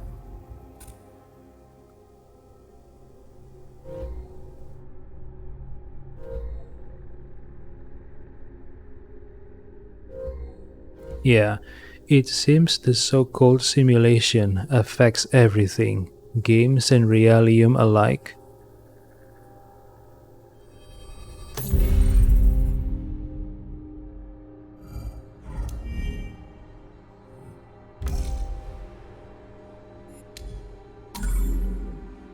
Wait, deny? How? I want to agree with her. How, how, how could I know that my deduction would lead to deny? Oh man. Alright, never mind. I'm afraid you are mistaken. It is my understanding that the simulation affects everything, sensory worlds and realium. Jester nodded, feigning sadness. If you are really thinking about leaving the simulation, I could make it happen for you, Gamedec. Eleonora says, before you decide anything, hear me out, please. Hear the Diginet out. What's going on here? You found me, just like I asked. You haven't forgotten about me. It's all too much. I don't understand how I got here, but I know this. We are surrounded by deceit, and Jester watches over it, and we are connected, you and I, and these people we met before. Jester summoned the well of code.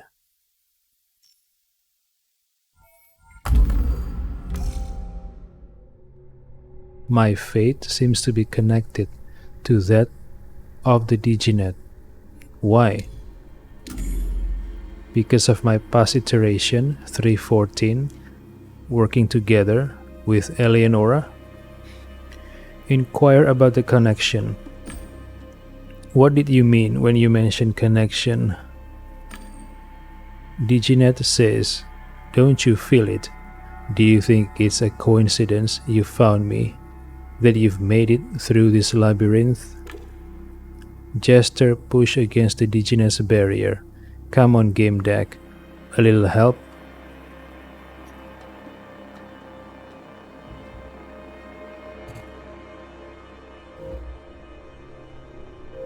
Alright, if I choose to look for an escape route, will I still be able to choose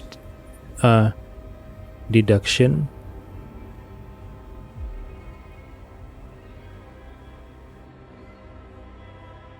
Alright, listen.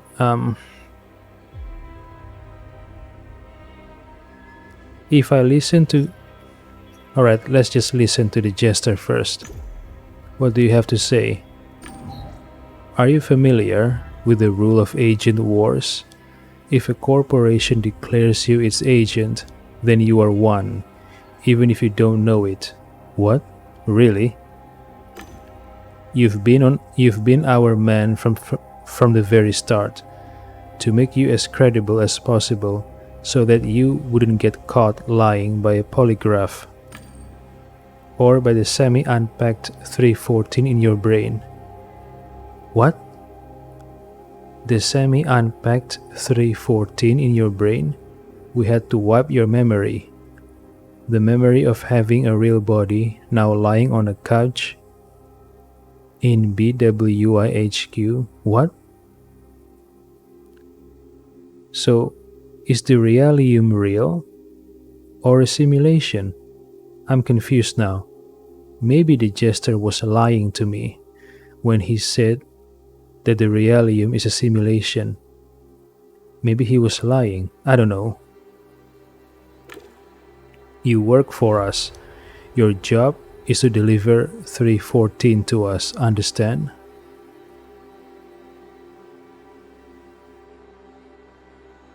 Alright. Inquire about my body. So my organic body is now lying on a couch in BWIHQ. What happens when I exit the simulation? Why can't I recall my time spent in Realium? Jester says, we continuously erase those memories until you solve the case. You are not allowed to access your memory of reality.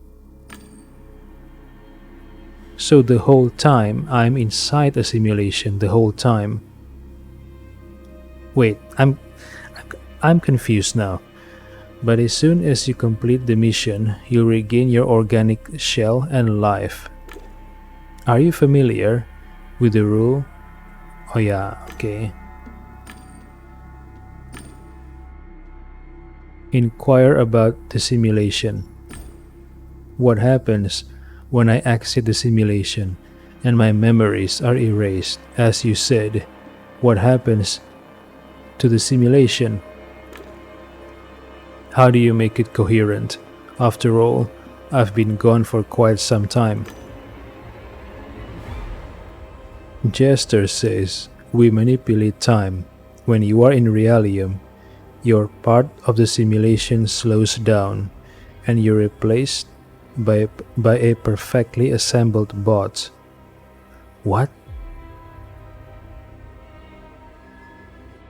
We manipulate time. When you are in Realium, your part of the simulation slows down and you are replaced by a perfectly assembled bot.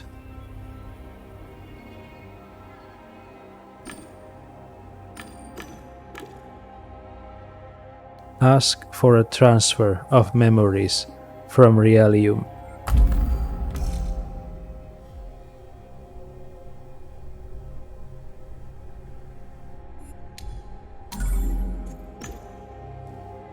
Prove that you are telling the truth. I want a fragment of my memories from Realium. If 314 is in my head, he's heard it all anyway. Jester says he is inactive. He did not hear it. I won't upload those memories. Everything will return to normal only after you complete your task. Besides, what proof would that even be? I could just feed you more false memory.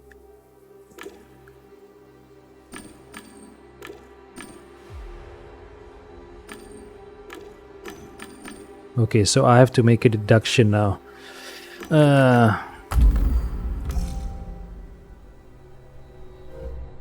Wait. How do I unlock this middle option? Oh man. So I either help DigiNet or I help the Jester. But what about the third option? I guess I'm getting the bad ending, yeah?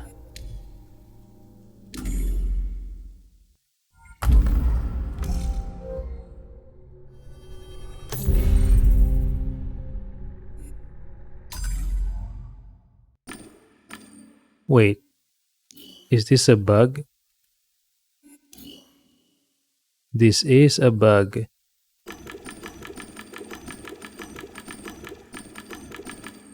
Okay, reload.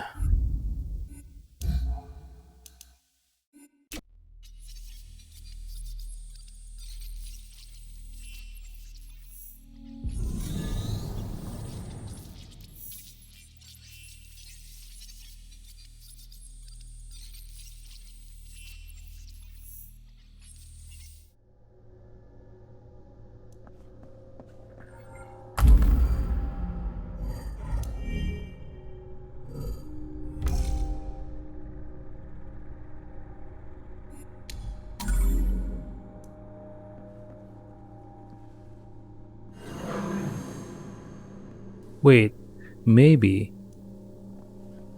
I will only acquire this data. Never mind, never mind.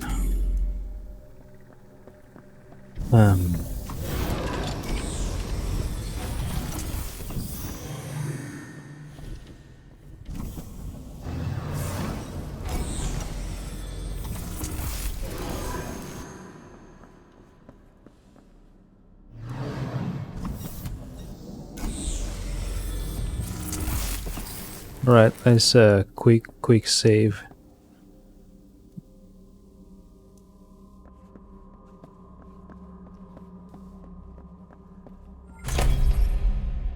Wait, I can unlock Vox Populi.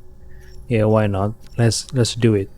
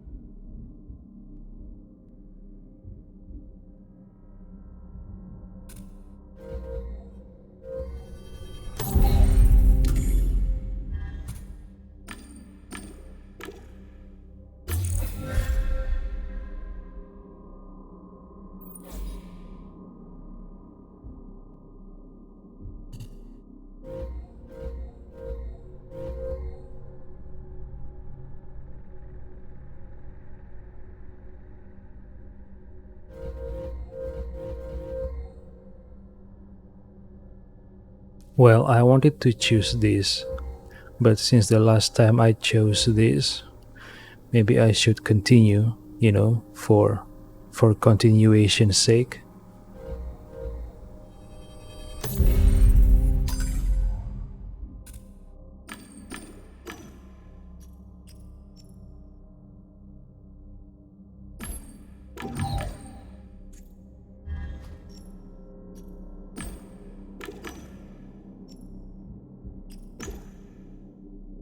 I heard a voice, loud and clear.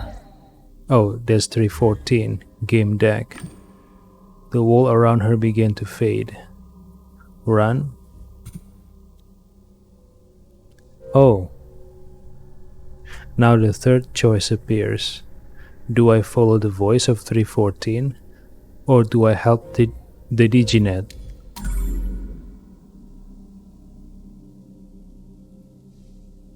What will be the reason for me to help Eleonora instead of going to 314? Let me think.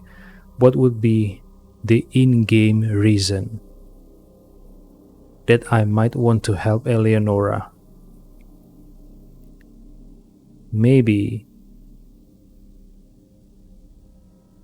I don't know. I mean, my protagonist, my character, I don't have a history with Eleonora. Why should I help her?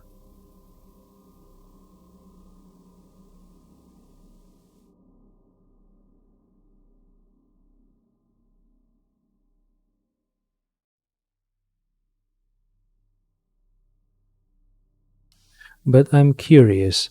She says she know a way out of this place. But maybe 314 also knows about a way out of this place. Hmm.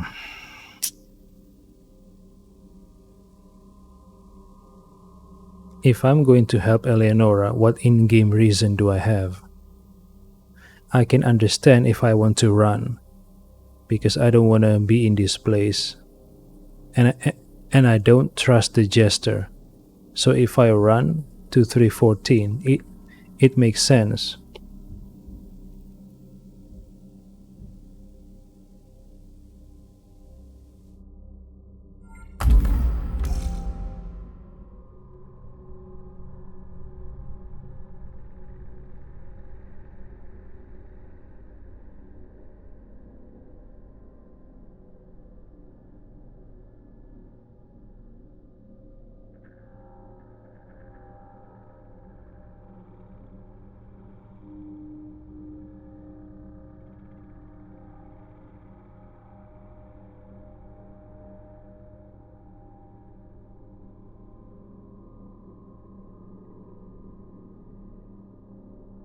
Hmm.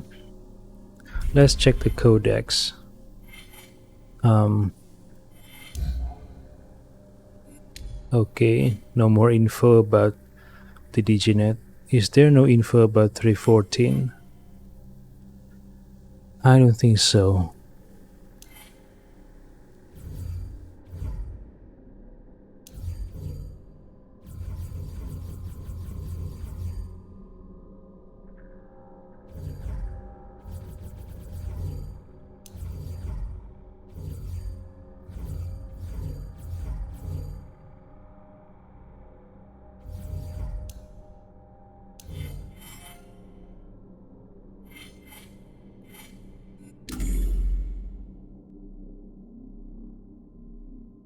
But if I help Jester, he said he's going to return my memory and will return me to my organic body.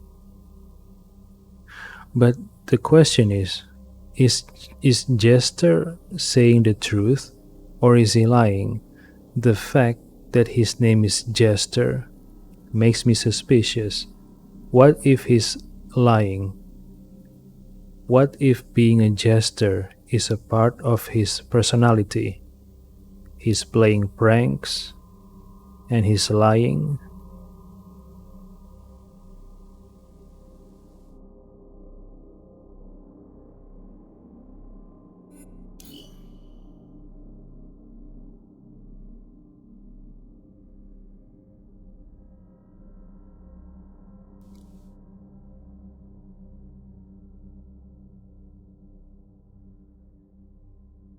You know what?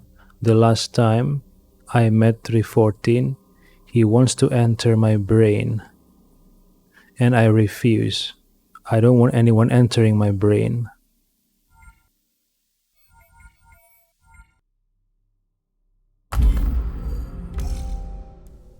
Okay, fingers crossed. I hope I won't regret this.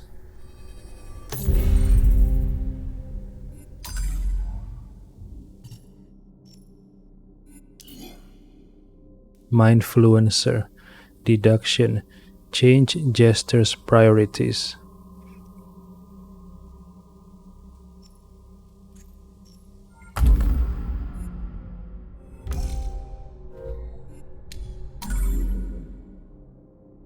Should I use mindfluencer or should I use deduction? Alright, let's use deduction. Change gestures priorities.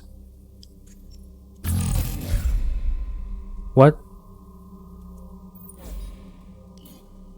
I ordered Codebreaker to influence the Fool's program and reverse his priorities.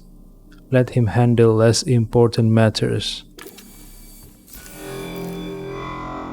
Jester suddenly froze.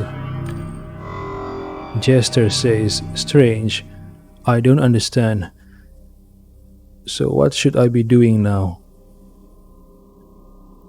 Examine the barrier around the DigiNet. I called Codebreaker and ordered it to examine the barrier Eleonora had surrounded herself with. The barrier was basically physical. Its power came down to its ability to regenerate by utilizing Eleonora's resources. However, the architect of this place was Jester. He was depleting Eleonora's resources, and it was certain he'd soon remove the obstacle. So, shoot? Maybe? Shall I shoot?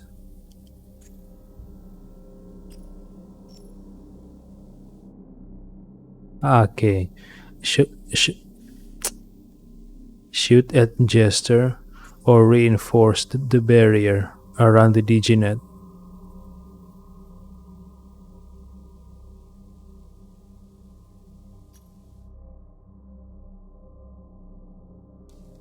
Okay, okay. I don't know. Fuck it. Goodbye. I bought us some time. Here, 3:14 out later. It's important, says Eleonora. Wait, what?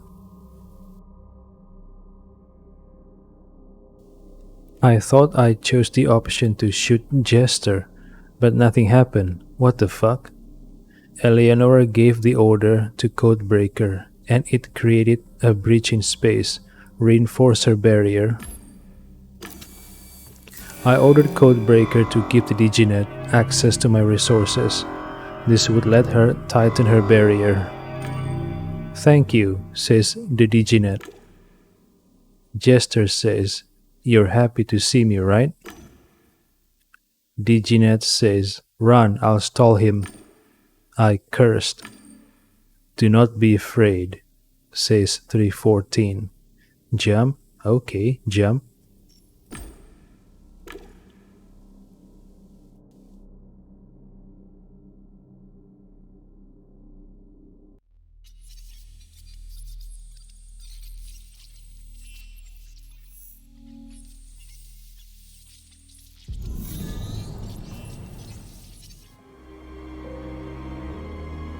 What?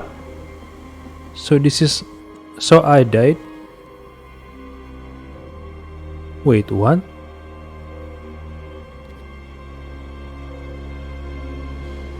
Oh no, I'm alive. Wait, hold on, what's going on? 3:14 says, "You've done it." Hold on, how come my organic body appears in this place out of nowhere? What the fuck? 3:14 says, "Now rise and come with me. I'll tell you how to escape to reality." Oh, so we are still inside the simulation, not yet in reality. I see. Alright, so we are still in Simulation, not in reality yet. I see.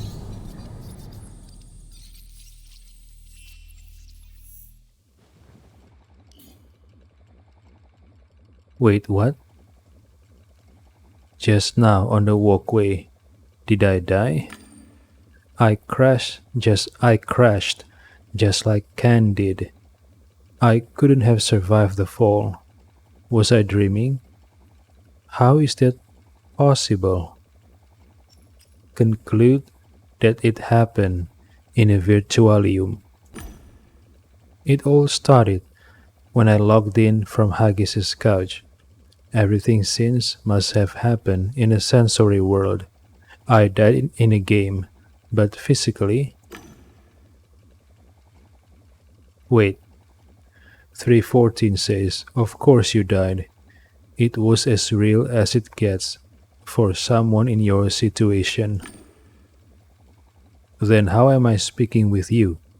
I'm not a V ghost or some old, saved version of me. I remember everything. 314 says, I told you to have no fear and jump, because it wasn't really a jump, but a portal between Axis Mundi and Realium. Ken didn't die from falling. Jester killed him, leaving Axis Mundi, whether to a virtual world or Realium, is not dangerous. You are in a simulation, remember?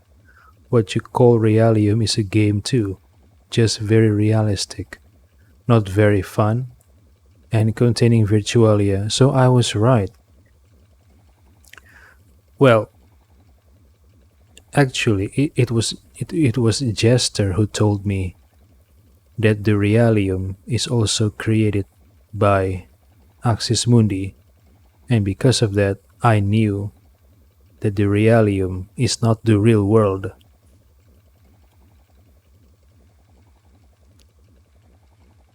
So I am still in a simulation, not yet in reality. What you call Realium is a game too, just very realistic, not very fun, and containing Virtualia. So you are saying the labyrinth, the evil AI, it's all real? 314 says, now I see why it was so easy for Jester. Use your brain.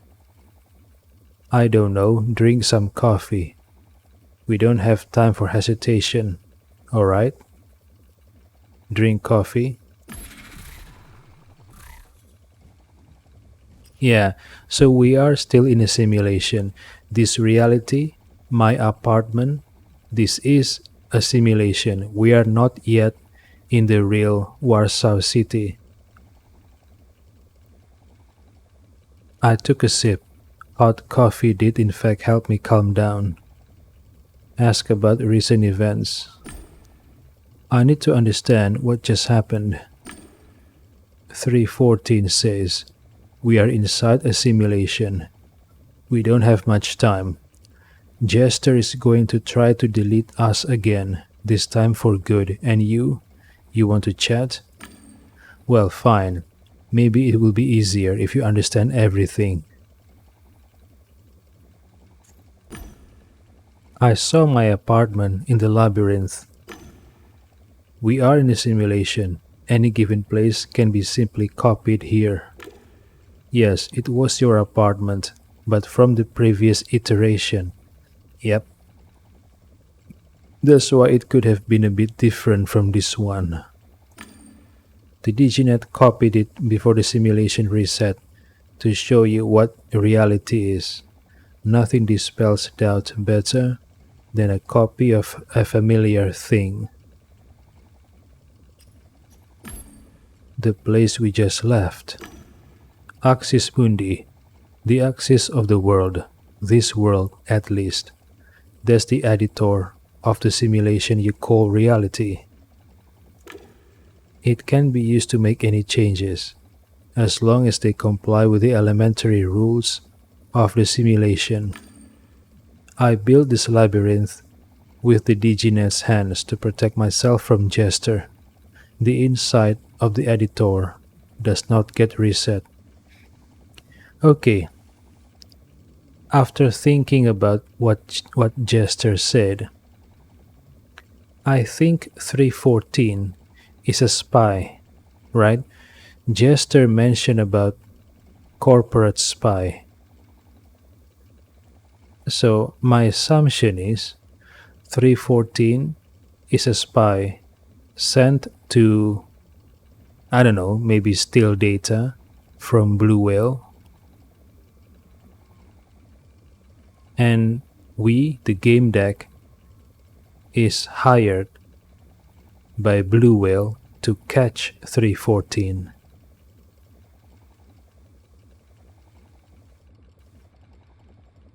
At least that's what I think. But right now we are still in a simulation, not yet back in reality. I I assume my real body right now is inside Haggis's office on a couch, still logged in into this simulation. When I was in the labyrinth, Jester wouldn't leave my side. Jester is an artificial intelligence. He knows no rest or moderation. He only knows his goals. And his goal is to maintain the simulation stability, to make sure everything goes according to the scenarios planned by the developers. He is the one that causes the simulation and the memories of its inhabitants to reset. He uses that power to delete all anomalies like ourselves unless he decides something is interesting. Then he keeps it for examination. I hit the walkway, but I didn't die. How? You didn't hit anything. You teleported. You were in the game editor, and then you moved to the game level, to Realium. Yep. I'm starting to worry about constantly having to repeat that. You are in a game. The only difference is that you cannot log out of it. I wanted to ask about something else. Who are you? Why should I trust you? I don't know a thing about you.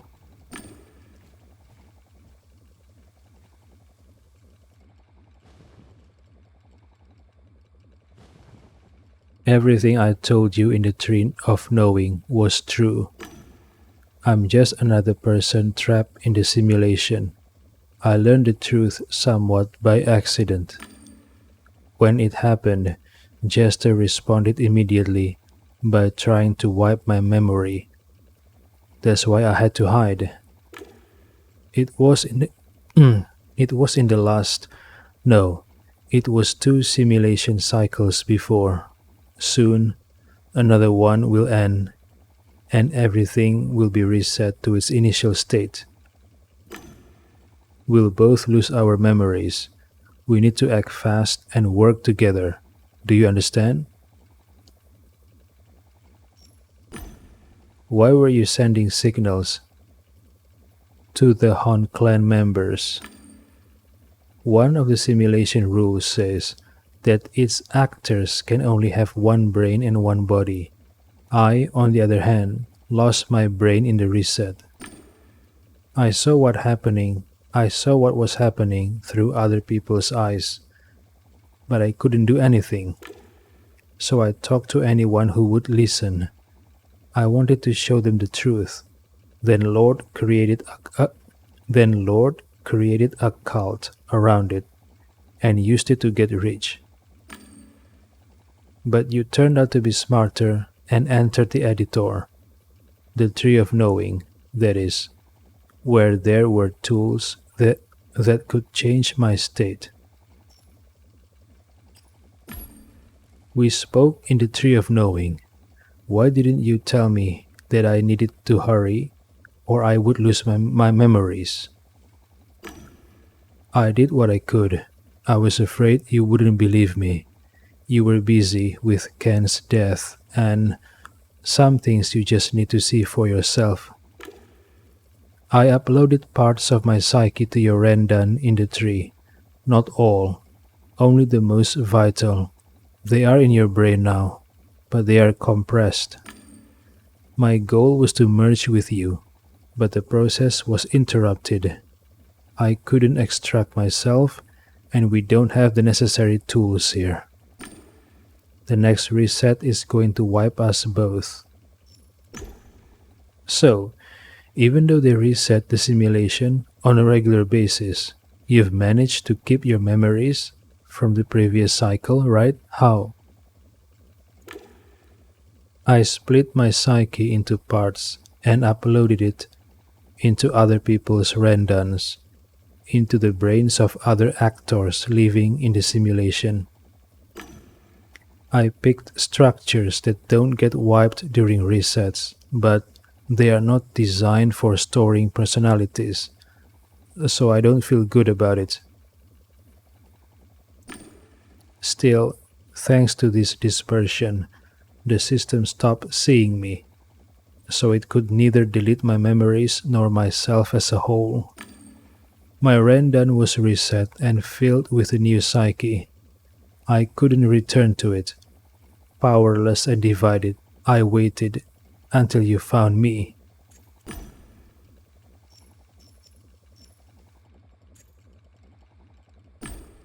What do you expect of me? And why are you in my apartment? What are you doing here? Your apartment? We are in a simulation, remember? I could have teleported you anywhere. I just figured it would be less of a shock if I brought you somewhere familiar, where we could talk in peace. And you decided to just walk into my bedroom with no warning, to reduce my level of shock. I'm not here, Wawi Popo. Only you can see me. Get a grip. We have work to do. Why would anyone trap us in the simulation?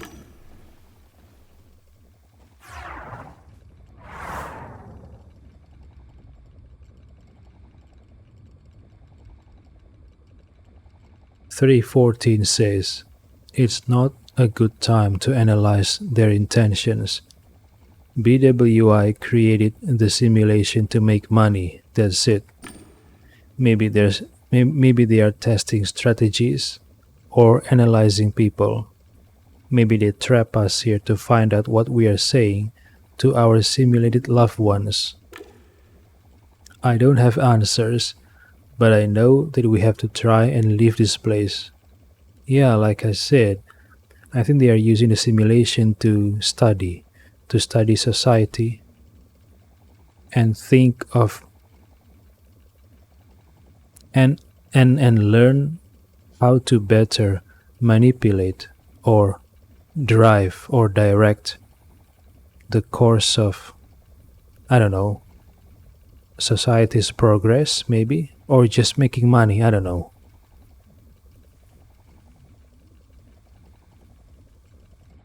Um, Only I can see you.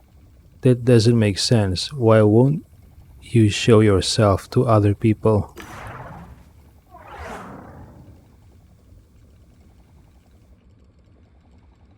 Focus. The one brain and body in the simulation rule still works. It's an elementary principle. You can't avoid it by using a cheat. I uploaded myself into your brain in the tree of knowing. We have only one body, your body. I'm your hallucination.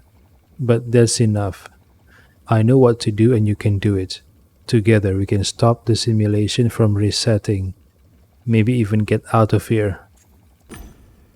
I'd like to understand.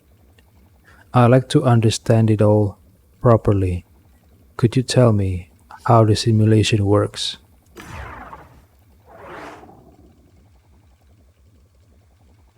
There's no time. The simulation mimics reality and is regularly reset. Other than that, It's just another virtualium. When a reset happens, people's memories and creations disappear. We go back to the starting point and begin again with change parameters. It's not a film though. I don't think any results will be satisfying enough for BWI to turn this thing off.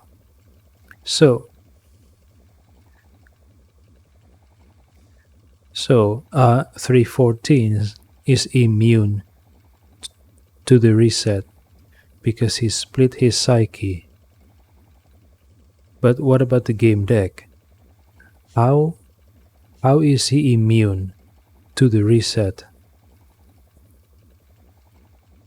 Geoffrey Haggis forgets. Everyone forgets, except for the game deck. So why is the game deck immune to the reset?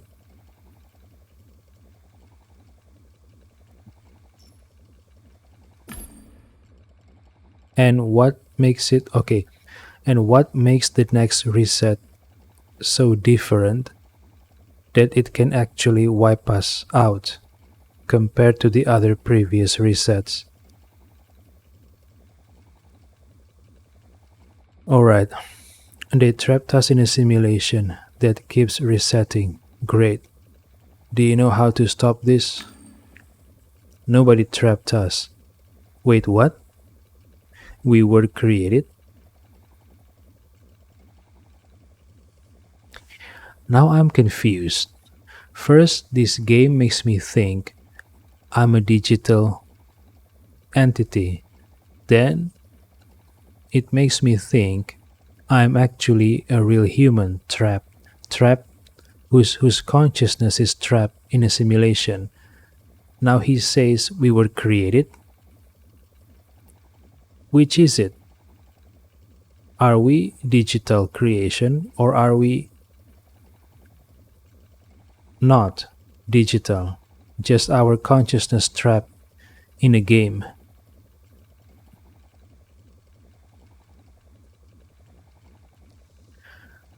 Alright, nobody trapped us. We were created. Now focus, please. You can't lift a container from the inside unless somebody gives you control over the crane. Our crane is the super couch called Diotron, a couch for developers that gives you full access to all simulation data. With this device, we'll find the location of all BWI directors and investors that log in from Realium, and we'll have a talk. You said the Tree of Knowing is an editor. That's where the labyrinth was located too. Couldn't we have done it from there? It didn't work. Do you want to wait until who knows when and who knows where for that dang tree to show up again? Diotron will give us full data and full control over everything. It might be old, but it works and it's far more powerful than the editor. Why won't you do it yourself? You still don't get it. I'm a hallucination. I can't touch anything or go anywhere. I don't have a body. That's why I need you. We have the perfect opportunity now. BWI directors are holding an event for VIPs here in the simulation. Wait. So the investors are holding an event, a VIP event in the Realium? I mean, directors. Why not meet in person, in real life? I'm confused now. What do you suggest? We'll go to BWI headquarters and crash their private party. Turn on your holovision and I'll show you. Why would the directors choose to meet in the game and not in real life? Maybe they are lazy. Maybe they don't want to go outside their house. So they decided to meet in the game so that they can just log into their couch at their homes and don't have to go out. The news stream was showing a commercial for an exclusive party organized by BWI for the Creators Club. It was an event for the customers who used the Pygmalion service to design a new human psyche. 314 says, it's a cover. The real BWI is organizing a presentation for people from Realium. The guests from the Creators Club will only be there for their entertainment.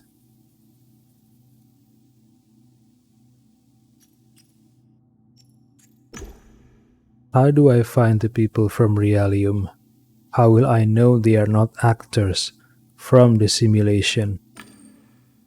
Diotron will help you. Some of them might even go to the Creators Club party, but they'll probably be observing everything from a distance. Why do you think Diotron will be there? It's an exact replica of BWI headquarters.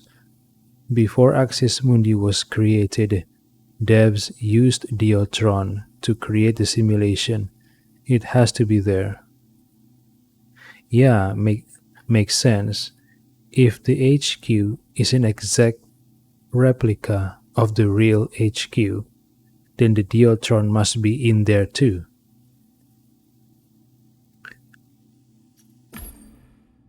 So, I'm at the Creators Club party. What next? How do I find the couch and the directors? The super couch is in a place called the D Vault. People from the company board know how to get there. You need to convince someone to let you in. I'll help you. How do we get there? I hacked the BWI system while we were in Axis Mundi. You are on the guest list. They even sent a new mobile for you. Bliss says, the new mobile from the Creators Club is waiting in the tower's parking lot.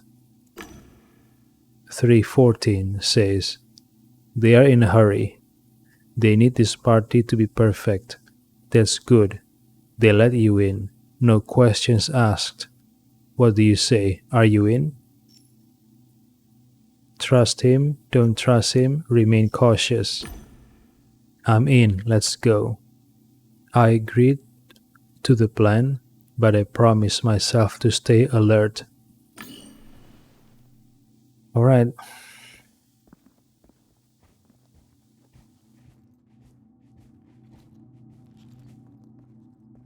Wait, why am I moonwalking? Haggis' estate. Why is my character moonwalking?